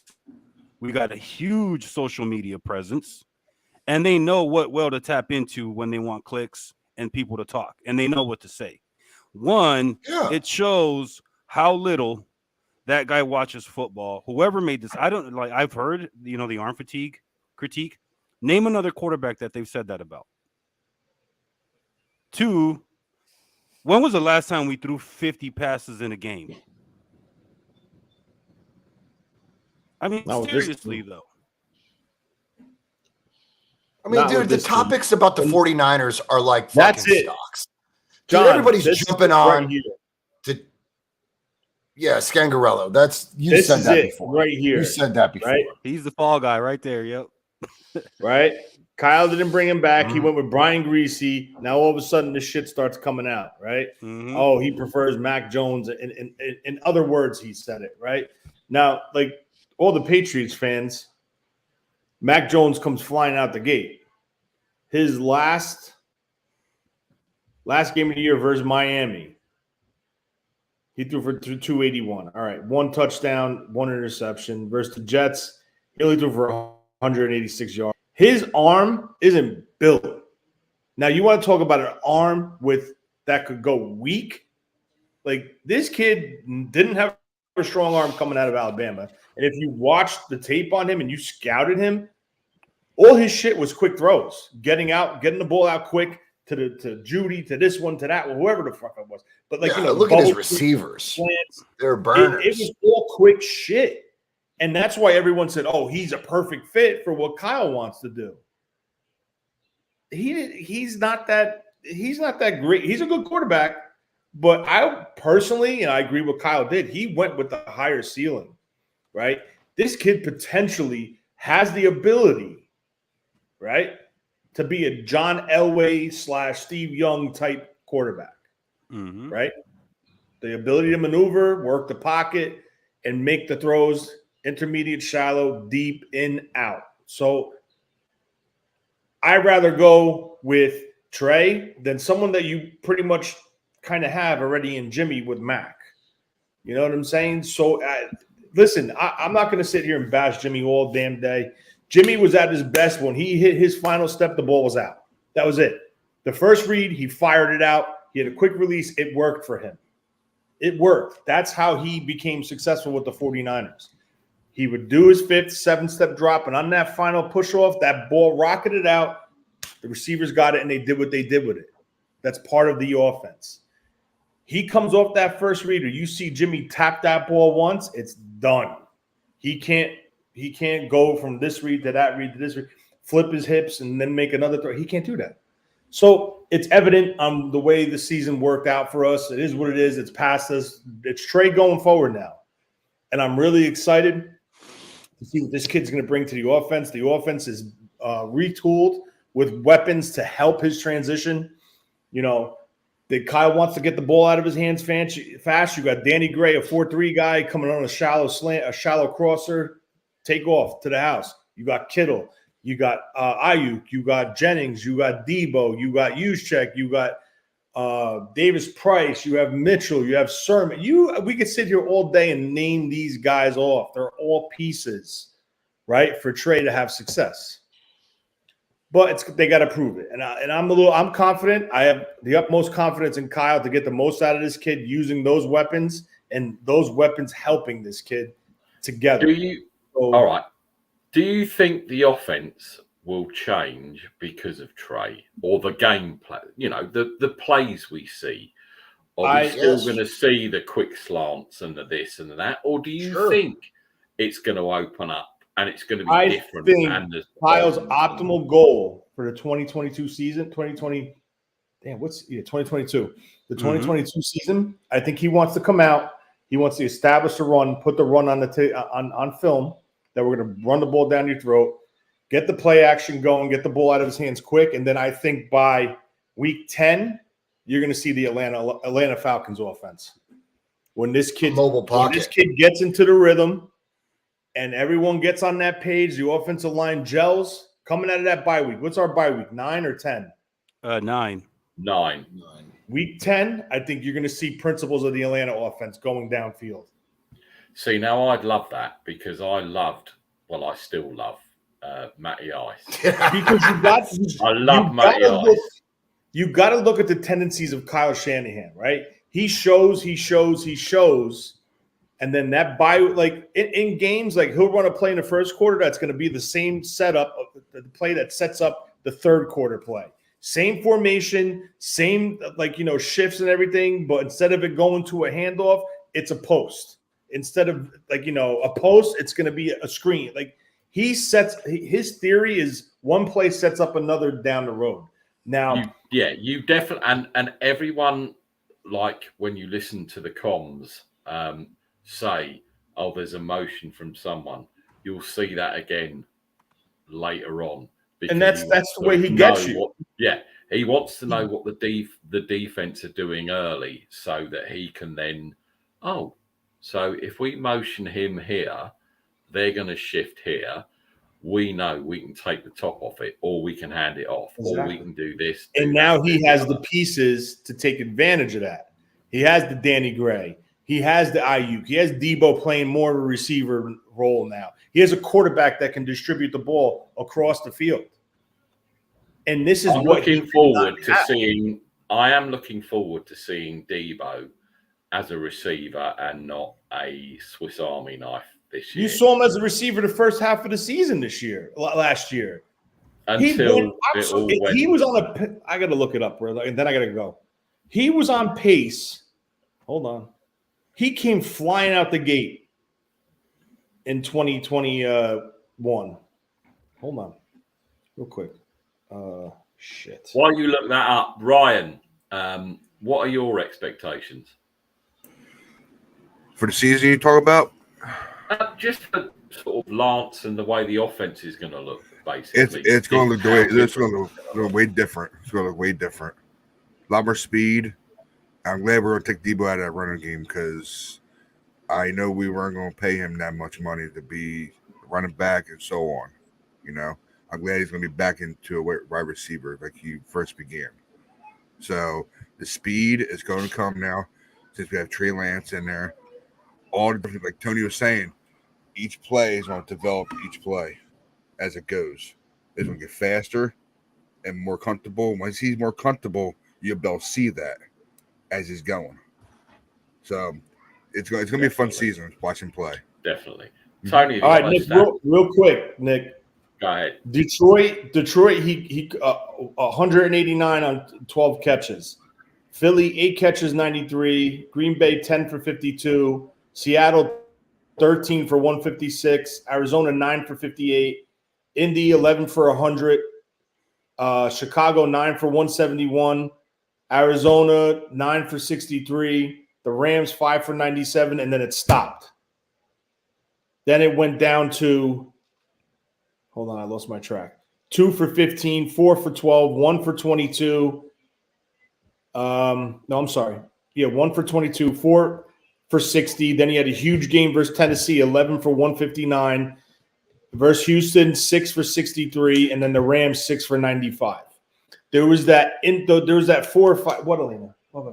There was like a 4 or 5 game stretch where the ball wasn't being thrown. So now, if you add 100 yards to each of those games, that's 500 yards. He finished with 1405. He's at 1905. Would have been a phenomenal season. Exactly. Would have been an 1,800-yard season. Yeah, and it'll be interesting because I don't want to see Debo, the running back, the gadget player. I want to see him out there catching balls and bullying people. Tony, really appreciate you coming on. Really appreciate your time. Know you got to go and look after your family because they're photo bombing at every opportunity. Tony, as always, it's been a pleasure. You are the GM. You are the man. Tony, I love you. I'll speak to you soon, brother. Take care. Thanks, fellas. You doing this every Saturday? Yeah, we'll be going in a few weeks. Don't worry, I'll let you know in advance. At this sort of time, we're going to move it a bit up to let more people in. I appreciate you, Tony. And can I just say, if anyone wants to see Tony being really hyped, go back a couple of years to the pre-season Nothing But Niners show with the Saints, because that was Tony's crowning. Oh, the pregame? He broke a table, which was hilarious. Nice. The best ever. That's your best ever clip, Tony. Love you. Man. Take care, brother. Look after the family. Thanks for having me. I'll see you later. Later, brother. Thanks, Later, brother. There you go. That's Tony, resident GM, Nothing But Niners. Please go and check it out. It's a I think it's the pre-game show when it was the George Kittle carrying everyone game, and you need to go sort of like 2/3 through, because Tony Tony is the Iceman, never shows any emotion. And I'm on the show, and we're like, what's your predictions? And yeah, well, and everyone's like, Cruzy was there, and everyone's like, yeah, I hope we're going to win, and we've just got to do stuff, and hopefully it'll. And then Mike throws it to Tony, and he's like, I'm going to tell you something now. Yeah, I remember that. Fucking 49, and he smashes the table. And the table I remember that too. I remember it. One of the best ever. It was almost as funny as Carl, if you're still watching, when the Niners traded up to 3 to get Trey Lance, him throwing the ball at the sofa, but that's another video. Okay, so we got a few more things to go through very, very quickly. Now, this is an interesting topic. And obviously everyone's mentioned that training video or whatever it was that was put out about Trey Lance throwing across his body. Tony spoke about it and it went over the head and blah, blah, blah. Right. So, can we put any stock into training videos? Remember Brian Hoyer lighting it up in his season when Kyle first got here, and Brian Hoyer looked like Tom Brady in training camp and then stunk it up during the season. How much do we put in to having no pressure, fake pressure? Just what do we put in? What stock do we put into training videos, John? It depends on what you're looking for. Okay. I mean, if you're going to come out here and shit the bed and tell all of us that, there's arm fatigue or arm fitness, whatever you're referring to in his arm, I'm going to be looking for that now in training videos. I'm going to be looking at the throws, right? I'm going to see, do I see deficiency in that throw? I mean, I watched Trey in the preseason. I watched him throw to receivers, and I saw guys like Debo and Ayuk that couldn't catch it, right? Like, you couldn't catch the ball. So I'm not buying into the arm bullshit. I'm not buying into any of it. I'm not. Training videos give me an idea. The kid is 22 years old. Guys, do you remember when you were 22? This kid's got the pressure of the franchise and this fan base on his shoulders. I mean, it's one thing, dude, to be a college quarterback, but to be an NFL quarterback in a prime organization like the 49ers and carry this pressure of being the controversial starter between you and Jimmy G, the guy that got this team to the Super Bowl and the NFC Championship and blah, blah, blah, blah, blah, blah, blah, like, fuck, right? Like, all that, he's stuck in that quarterback controversy, and then he's got to go in there and he's got to perform. So for me, it's I'm looking at the training videos, looking for the criticisms. That's what I'm looking for. I want to see. I know that he was invited to the tight end program of George Kittle. I'm looking forward to content from there. I'm just going to be looking for the criticisms, man. Did he tighten up those spirals, so to speak? Is his footwork better? Is he following through on his throws? Are his hips? All this shit. That's what I'm looking for, man. I'm just looking for I'm going to critique the criticisms. That's all I want. That's all I want to take from it. Because outside of that, dude, it's a segment. It's a small clip. What do you expect to see, right? What do you expect to see? I just want to see it, man. Mm-hmm. I want to look for the criticisms and see how they've polished, because from what I understand, he's been working diligently this offseason, trying to get right on all of the intramural shit. You know what I mean? Like he's structuring himself, right? So that's what I want to see. Growth. Yeah, I'm right there with you. Like when I look at, I put stock into the training videos, but it like you said, it depends. I mean, I think you're dead on with that. When I look at training videos, if it's just like it's a simple workout, they're out there throwing routes. Like I'm looking at ball placement. You know what I mean? Mm-hmm. I'm wanting to see where that ball's at, like on slant routes, out routes. I'm looking at spin. By no means am I a quarterback guru, and I'm not going to pretend to be a quarterback guru. But at the same time, I'm going to look at, in training camp, like, are they in 7-on-7s? Are they on 11? Are they in 11-on-11s? Are they in pads? Like, I mean, are they meaningful reps? That's what I'm looking for. And when you see Trey Lance, like he was playing scout team, and I think he's going against the first team defense. Am I correct? That's correct. I mean, that's valuable to me. Like, okay, like he's not going out there against scrubs.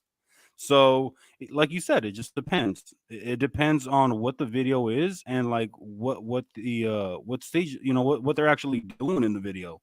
So I put stock into them. Absolutely. Yeah, I was going to bring it back, John V, to what you said. Why can't we put stock in those videos? The same people are criticizing. Yet when Javier dropped that footage, he dropped it in a discussion when people said, like Ron said there, it wasn't against the practice squad, it was against the first team. And going back to what you said earlier, John, I'm the same as you. I've cleaned up my social media timeline.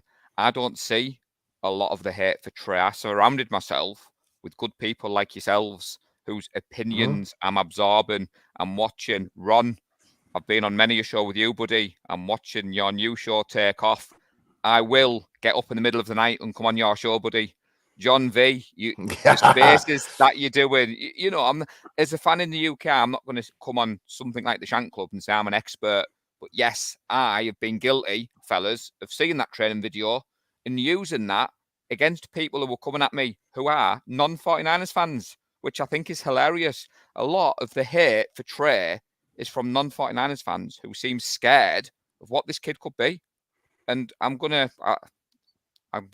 you hyped me up before, John. I'm hyped for Trey.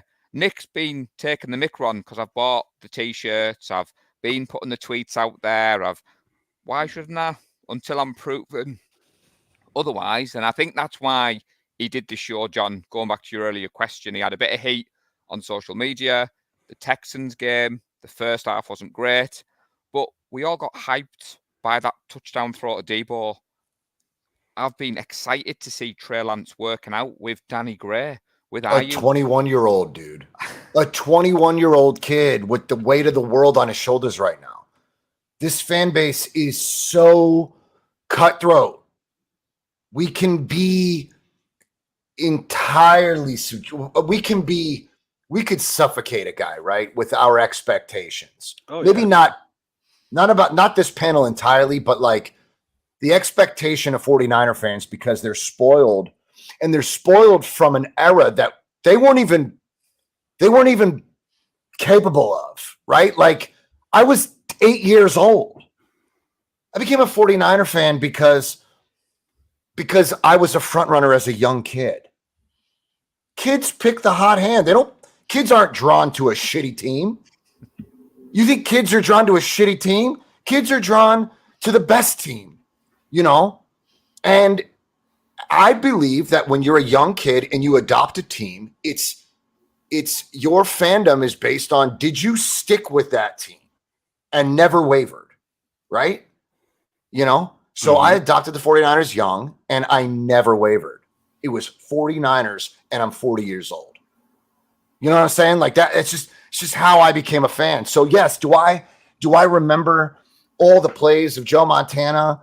No, I don't. But I have every means to go back and look at it and break it all down and see what that team was built on. Yeah, man. Yep. And what do you think Trey's doing? You think Trey's not watching footage of the past? You think he's not looking at some of the greatest quarterbacks to wear the jersey? I mean, dude, this kid's ready to go. He's 22 years old. And when he played against the Texans, the game that everyone's holding on to, one of his biggest critiques was that he learned from his mistakes. I remember hearing that from somebody that worked with Trey, that he doesn't make the same mistake twice.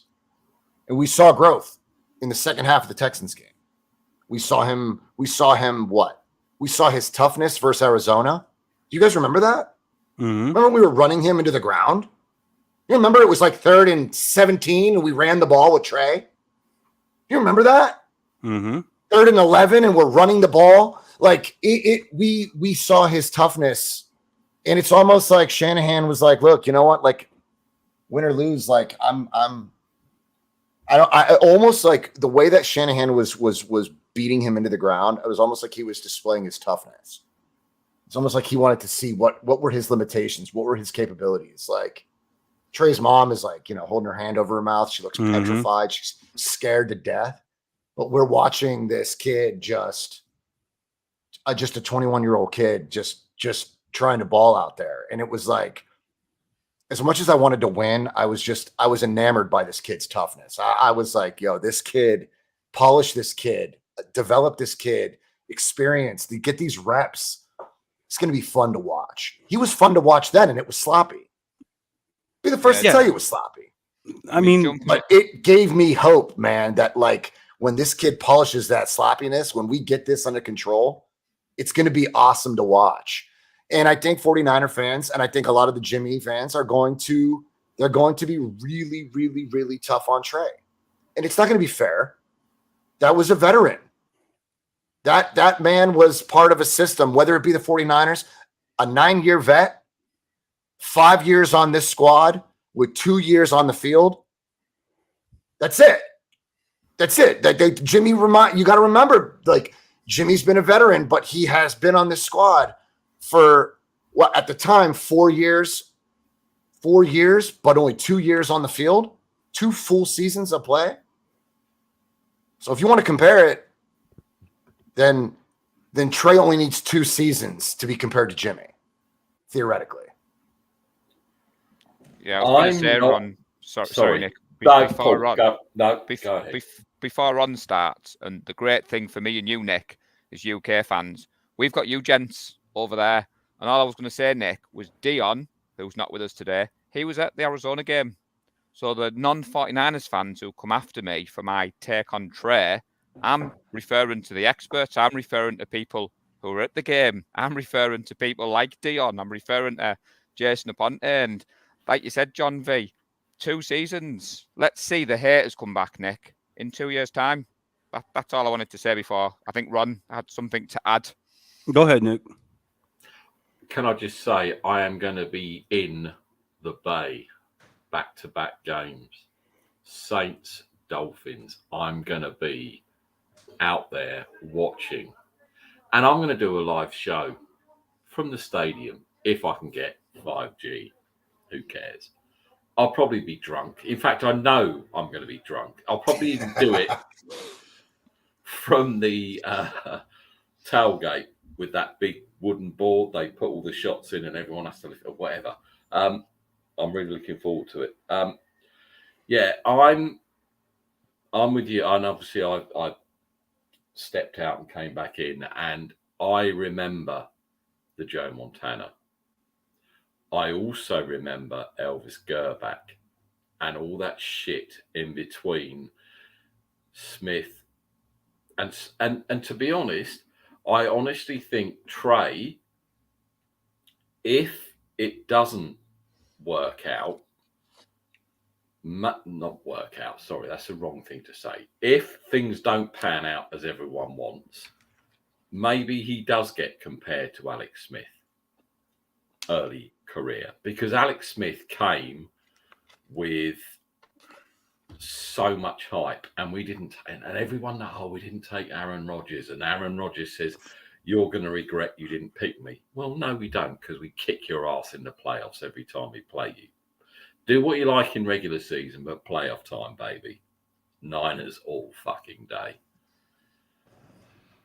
So we'll see. We'll see. Ron, sorry, I cut in. Go ahead.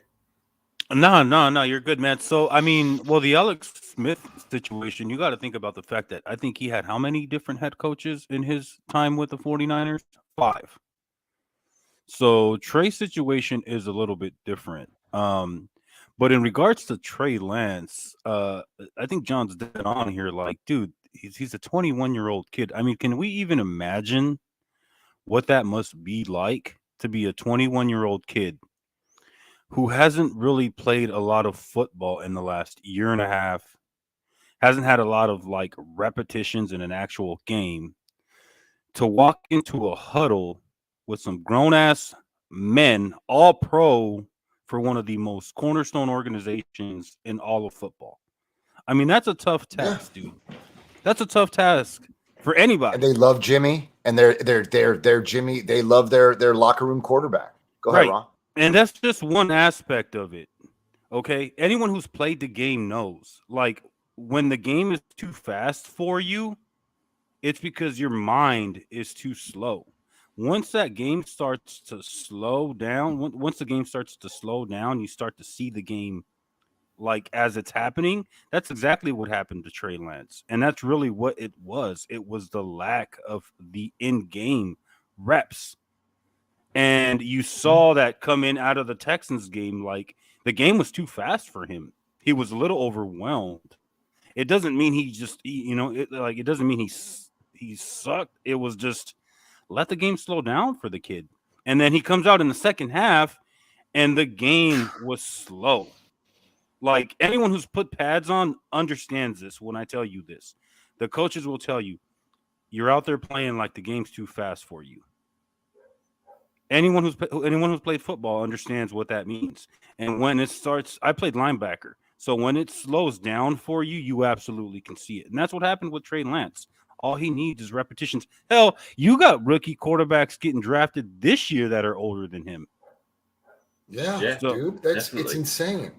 And I agree with you, Ron, because I played middle linebacker and I also played defensive end, and the game slowed down for me when I got concussed about 3 or 4 times. It is a conundrum, right? And I don't think anyone will disagree with my take on that first half against the Texans. He didn't look good. As you say, he needed, and I could, even at the level I played at, and I played with some reasonable British QBs, there's a lot going on. You need to read the defense pre-snap, and then they're going to obviously mix up their coverage, and they're going to try and make you see things that aren't, there's illusions. It's all smoke and mirror and all that. And it's a lot to process pre-snap. And then you've got, depending on what the play is, a couple of seconds before you make the decision that, Debo's going on a shallow and this is doing, So there's a lot going on. And as you say, it does need to slow down for the kid. And the quicker it slows down, the better he's going to be. And everyone knows, and you know, Carl has said, John has said, everyone has said, his IQ is off the charts. He was probably what's the test they do at the combine? I can't. It's the Wonderlic test. Wonderlic test. He was very high on that. Yeah. So that doesn't make you a good QB because we all know, and as I said earlier, Justin Fields, Trevor Lawrence, big second year for those two guys as well. And they were high on the Wonderlic as well. Different situations.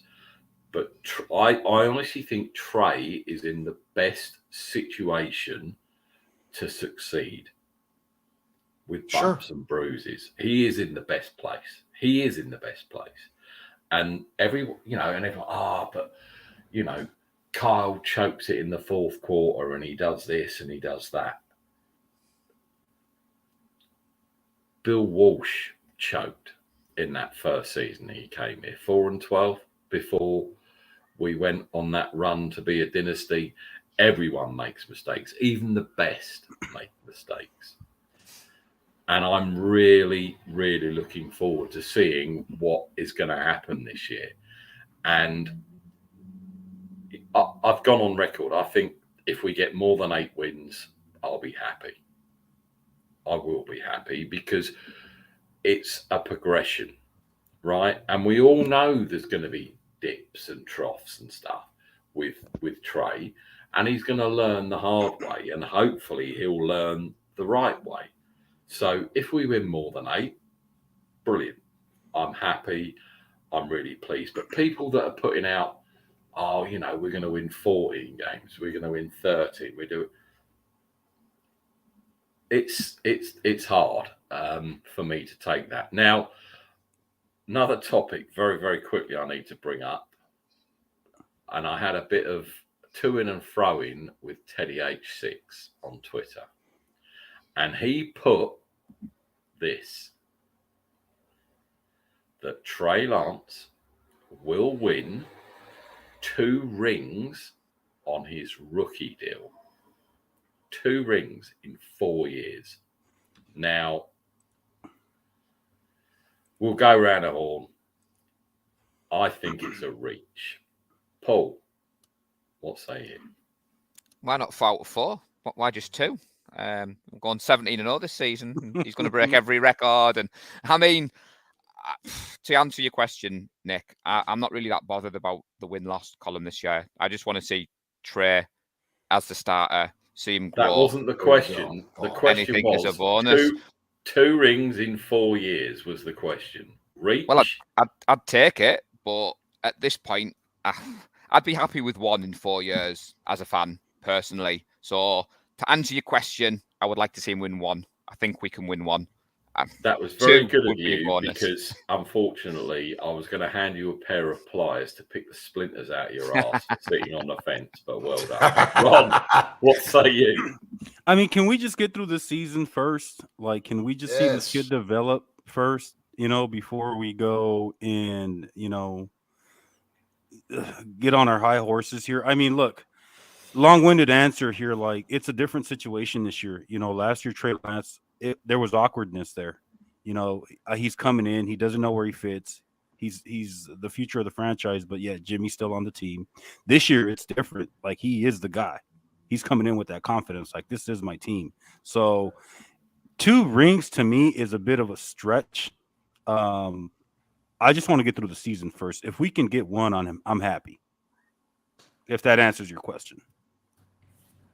Absolutely, it does. And when that statement was made by that person, there's hype and there's hyperbole, right? And I mean, there's no way that you can be that high. It doesn't matter what player it is, but unfortunately, Trey's a QB, that you can predict that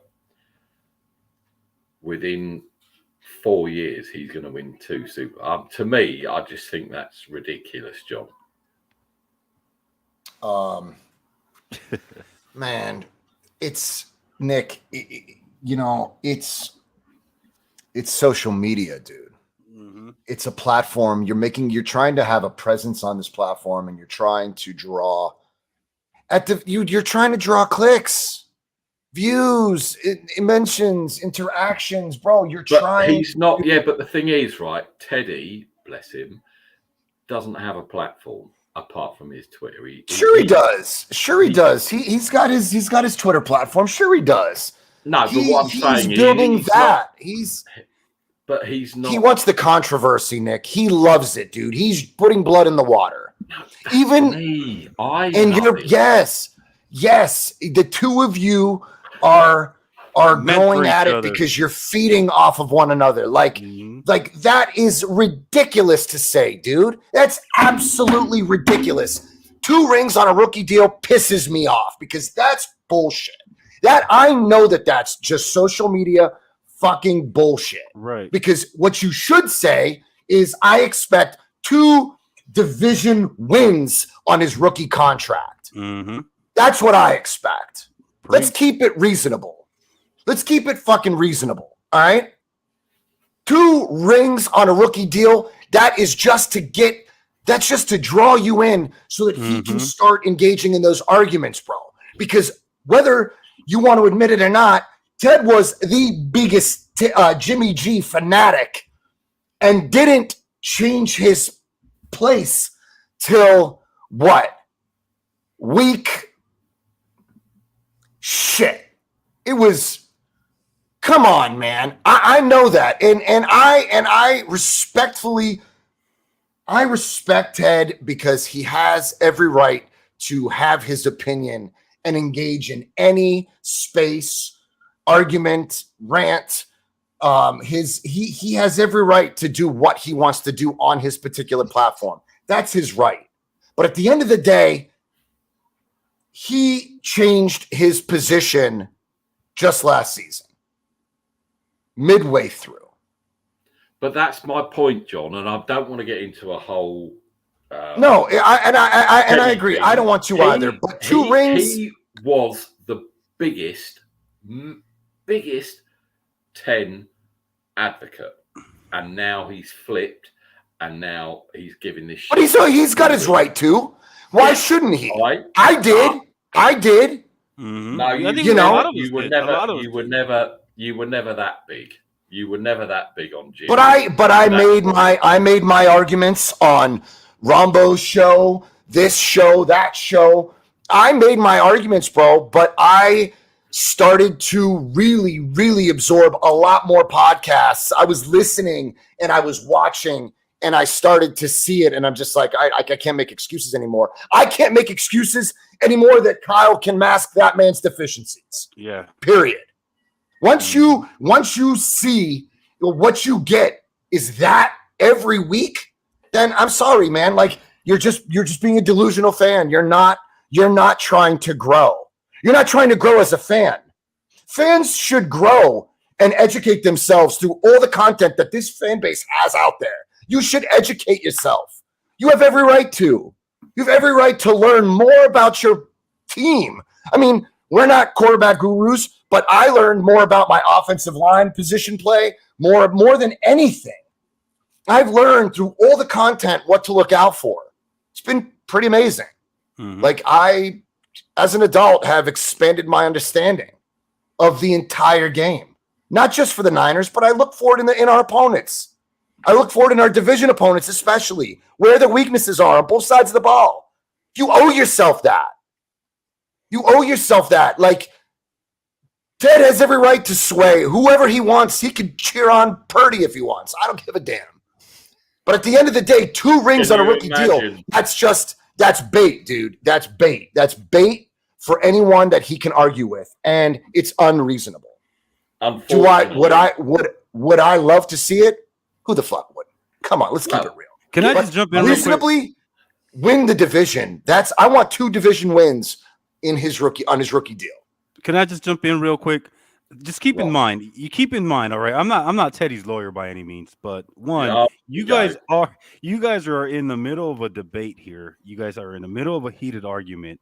At that point, it becomes a matter of triggering the other person. That's really what it comes down to. So I would take that with a grain of salt. And then you're distracting him from his nicknames of Danny Gray at the moment. So he's probably pissed about that too. So I'm not trying to defend Teddy. I'm really not. But you guys are in the middle of a debate. So I like Ted. I like Ted too. I do. I like everybody, and I respect everybody's position. Mm-hmm. I do, because Ted has helped me see things too a lot more clearly, and I've gone to him with questions, and I've bounced things off of him. I have the utmost respect for Ted, even though I call him Teddy because he calls me Nicky, and he knows that pisses me off. But I'm a hater, right? And I think this show, hopefully, will prove that I'm not a Lance hater and that I want him to fail, because I don't. I really, really don't. Yes, I'm a Niners fan. Yes, I'm a Jimmy fan. Jimmy's gone. He's done. We move on. And whether it's Trey or Purdy or whoever it is QB, I'm obviously going to support that person. But it's Trey. So we move forward with Trey. And if he makes some bonehead plays, am I going to be pissed? I'm going to be like, yeah, come on.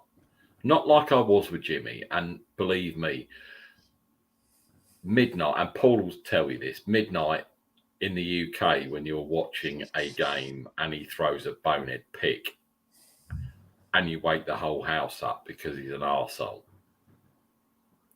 5 o'clock in the morning, Nick. I mean, you don't have to wait till midnight. I mean, NFC Championship game, John. That was the day that I ruptured my Achilles and I was sat heavily dosed on medication in agony, willing that last drive. And I've been a big Jimmy fan. And unfortunately, Nick, for me, that was it.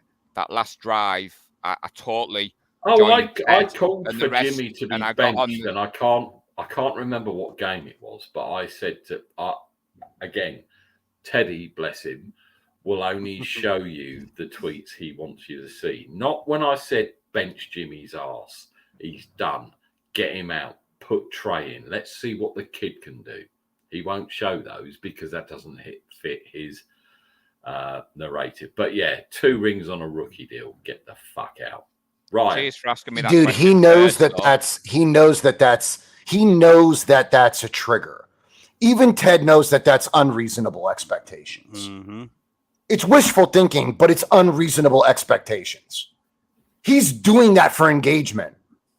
And that's he got engaged. Trust me, he got fucking engaged. I got to go back and see this because I did not know this was going on. Yeah, I saw it.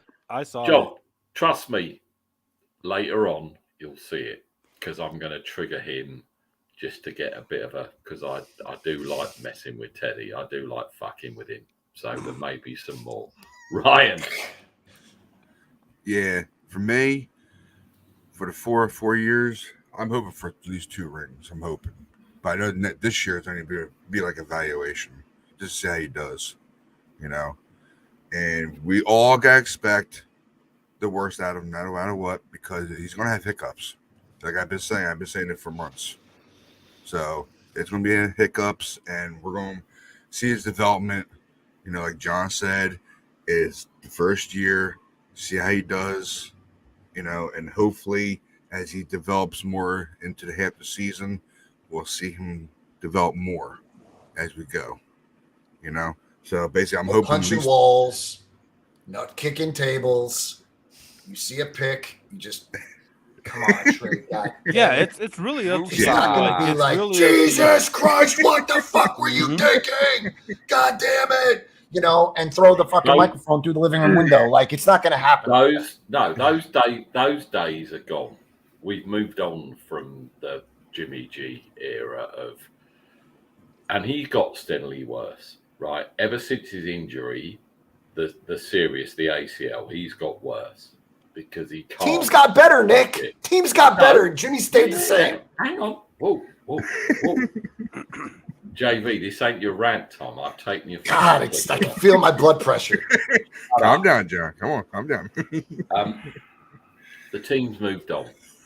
It's going to be very, very exciting.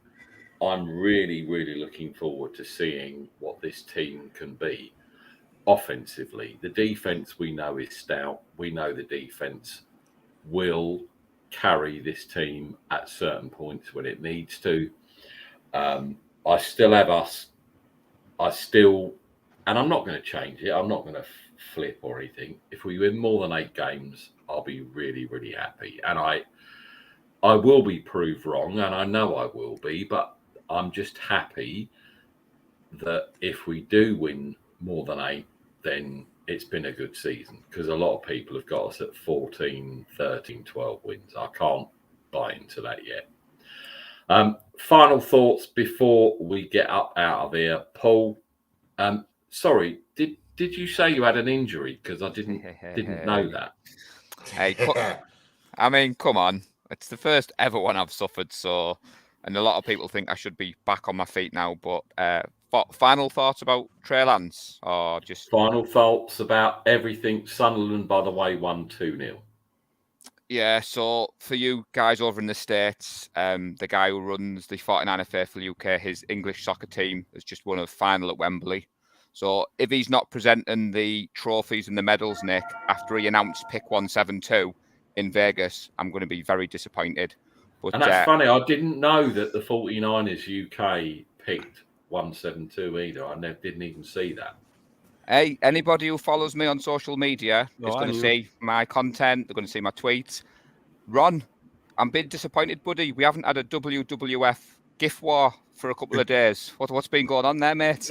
Actually, I'm a little butthurt with you, but I'll leave that for another episode. So, ooh, interesting. Oh, hello. Ding, ding, ding. Plug. Ron, final thoughts.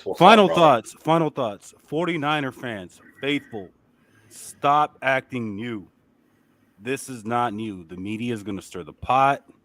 This is what they do. Okay? Stop acting like this is the first year that they're going to instigate. Okay? This has happened since I was a kid. Relax. Understand when people are yanking your chain here, man. Just chill out, bro. That's all I got to say. Just chill out. Stop buying into the damn clickbait. That's all I got to say. JV. My final thoughts are week 1, 2, and 3 are going to be good games for Trey before we play the Broncos. I think it's going to be, I think my final thoughts are, well, let's just wait for weeks 1, 2, and 3. Got the Bears, Seattle, Houston, and then we play Denver. And I think that's where the faithful need to put their expectations. Just everything, that all the criticism, all the hype, all the shit that you hear. Just prepare for weeks 1, 2, and 3. You're going to see Trey play good ball. It's going to make some mistakes, but Denver is going to be the true test. And I mean, that's it. We see the Broncos. What is it? Is it third week? That's week. That's the third week. 3. Yeah, third week. Yeah, September 25th, right? Mm-hmm. We play the Texans, or we play the Bears first, right? We play Texans in a preseason. That's preseason. Oh, yeah. That's right. I'm sorry. So the Bears are week 1, Seattle's week 2, and then the Broncos are week 3. Yep. So if we see Trey, that's going to be a phenomenal defense in Denver. Phenomenal. So that's it, man. Like that's where my focus is. I'm going to keep up with all the content creators. I'm going to follow up on camp. I'm going to listen to all their shows, see what they see. And that's just it. Like that's it. Like faithful, just find the right content creators, find the guys that are camp, go watch Aponte, listen to Brad from our SF Niners. You know, just listen to these guys when they go and then what they come back with, you know, like, I don't know, man. Listen to Jordy. Jordan Elliott. Like these guys are going to be there. They give it to you firsthand. That's what you want to listen to, not these clowns on TV, man. They're just grasping for straws. So just put your focus on the preseason weeks 1 through 3 and follow up with your creators, man. They're bringing you all the content. They're trying to keep you in the loop so that you understand exactly what they see. That's all the advice I got, man. Those are my final thoughts. Yeah. Great final thoughts, John V. Ryan, what's up? I know I'm gonna steal a word from you, Nick. Fussy wussy. Can't wait to go against them. So yeah. May you throw me off now.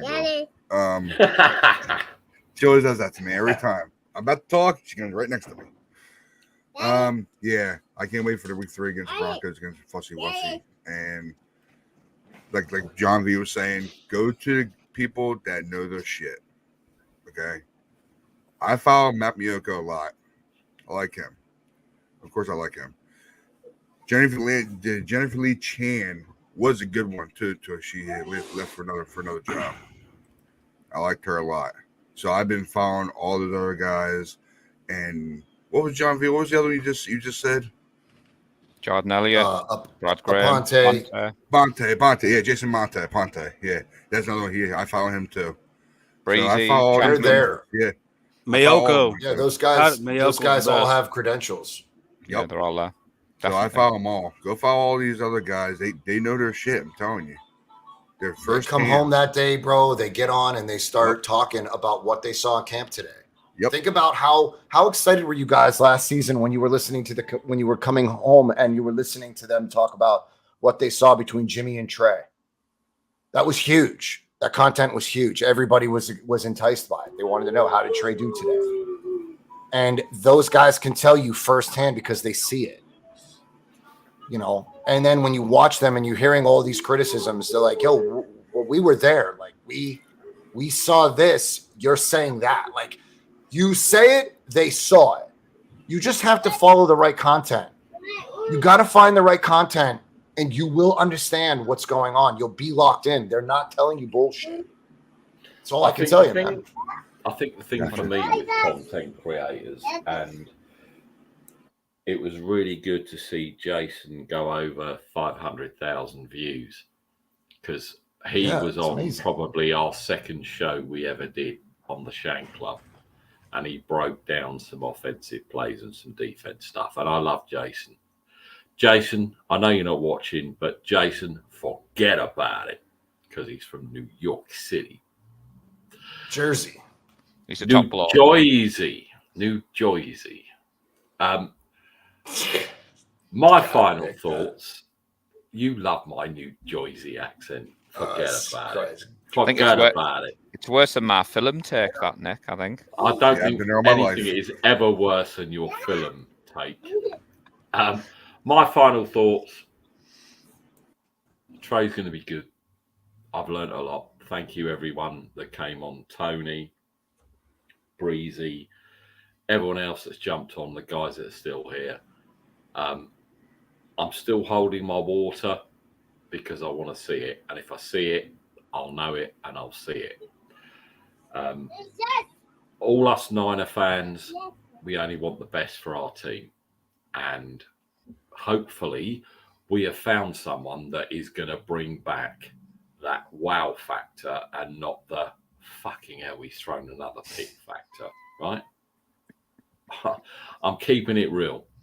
That's what we want. We you know, and yeah, Russie Wussy, you're going to get fucking murdered in week 3. Because I don't like Russell Wilson. Neither do I, but let's temper our expectations. Denver's going to be Cornwall. They're going to be a damn good team. No, because Trey's the second coming. Come on, John. No, unfortunately, I've had Broncos fans who I haven't heard of from years. Suddenly, they've got Wilson. They're back. They're on social media. And like John V said, everyone's got the platform. But do you know what the funny thing is? Russell was dangerous without an offensive line, and now he has an offensive line. Like, we have not. Geno Smith is apparently starting for Seattle, which is hilarious. I care more about beating Wilson than beating Seattle. To be honest, So do I. Yeah, Essentially, yeah, that's I it. agree. I agree. That's, I agree. yeah, I agree. I want to beat Wilson, but I'm gonna just be real. I think Denver's gonna be our first L. So We'll see. I'm, We'll see. Right, we're going to get up out of here. Paul, let everyone know where they can find you and where you tweet from. Yeah, so obviously from the UK, big part of the 49er Faithful UK. I do the Shank Club, obviously, as you can see, with my boy Ryan, the Faithful Empire on a Sunday. And I also, Nick, have been awarded a regular Thursday show with Let's Talk Sports. So Nice. people seem to like my Very nice. tweets. And obviously, Ron, I am hopeful for an appearance on your show. So thank you, Nick. You were the first person to take a punt on me. Your show was the first YouTube show. Won't ever forget that. And boys, it's been a pleasure as always. And just before I hand over, all the tweets and the messages from you guys has been appreciated, and it has meant a lot to me with my recovery, Nick. I won't mention the injury What? again. You've been injured? I don't believe you, Paul. I can't believe. I didn't know about this injury. Very quickly, everybody, anyone that's watching this, please support. Tell them again, Paul, what the one you're doing. Let's Talk Sports. Yeah, Let's Talk Sports. So the guy Because who runs that geezer, Dan, that guy has got learning difficulties, and he produces some very good content. And all I see is him getting shit because he puts 2 TOO instead of TO. Now, that's bullshit, right? The guy, and why do you keep having to tell people that you've got learning difficulties and you can't spell correctly sometimes? Get the fuck out of here. Yeah, so he's got cerebral palsy. Exactly. He's based bullshit. at home. He's got 15,000 followers on his social media. I think he smashed 2,000 on his YouTube. And obviously, Nick, I'm an autism parent. My little girl's got autism. So when I see people go after him on social media for the spelling mistake, it's bullshit. Fuck those people, Nick. So that's for Let's sure. Talk Sports at Let's Talk Sports, and it might. What's his handle, Paul? Give him a shout out, because I don't think it's 1, 2, 3, 4 or whatever. Well, I'll be tweeting the stuff out. Anyone who follows me on social media sees it, and like you, he's taken a punt on me. I've got a regular Thursday show. Any of you gents who want to go on, hit him up. He's always keen. He had Breezy on last week. He's got John Chapman coming on. He's got Jason Aponte coming on. So any of you gents want to jump on and talk Niners? He's a New York Jets fan, by the way, and our Thursday show is supposed to be Niners and Jets, but it's always about the Niners because it's the Niners. Exactly. So Let's Talk Sports. Get on it. Anyone that disses him because he can't spell and name check, the fuck out. Ron, hit me up. Where are you? What's your handles? So I co-host the show with my boy Ryan down there. As you can see, we do that Red and Gold 24/7 on Mondays, and you can catch me on Thursdays at 7:00. Both shows are on at 7:00 p.m. Pacific time, 10 p.m. Eastern. You can also catch me on Twitter and YouTube. My handle was right below at Ronnie Niner. Yeah, give me a follow, give me a like, hit that support, man. Awesome. JV, Locker Room Rant. How's that all going? Let them know where they can find you, brother. You can find me at the Locker Room Rant on YouTube. You can find me down below here at Vernus is my Twitter handle. I chop it up with two of my best friends, Browns fan, a Bills fan, and a 49ers fan, give you their takes on all things NFL, NBA, MLB. We talk it all. And just a real quick shout out, Ron, congratulations on your shows, man. I know you're growing. Brother. I know you're doing well, man. Paul, congratulations, man. Got a soft spot in my heart for cerebral palsy. My baby sister has it. So if you're attacking people with disabilities, I'm coming for you, motherfuckers. Mm-hmm. I am coming for you. Outside of that, Nick, it's good to see you, man. Thank you always for having me on the Shank Club. I appreciate you, brother. Ryan, always a pleasure. Say hello to the family. Guys, it's been real. It's been a lot of fun. You guys take care. I'll see you around. All right, man. John V. We are going to be back to normal programming very, very soon when we have stuff to talk about. You've got the OTAs, I think, starting Monday, Tuesday next week. So we'll see. Carl will be back. I know he's a bit butthurt because we're not talking about New England, but that's the way it goes. My final thoughts. I'm a Trey Lance follower, Trey Lance fan. Jimmy G's gone. See you, Jimmy. Love you, but see you later. I'm gonna go and get drunk. So Hey Nick, that's it. Real quick before you end it. Yes, right. Go ahead. John V, I understand exactly where you're coming from because I have an 8-year-old son who's autistic. All right, he don't talk either. He don't talk. He's nonverbal, and I hate that shit too. I do. All right? Yeah, man. But you know what though? That's why who we are. That's what makes me cry. We are out here to balance we're out here to balance the scales, bro. Like, I'm coming for you, motherfuckers. I mean that. I will come to you. I will come to you, and John, I will beat you into the fucking concrete. John, just look at his Twitter handle and the amount of people that are ripping him because he can't.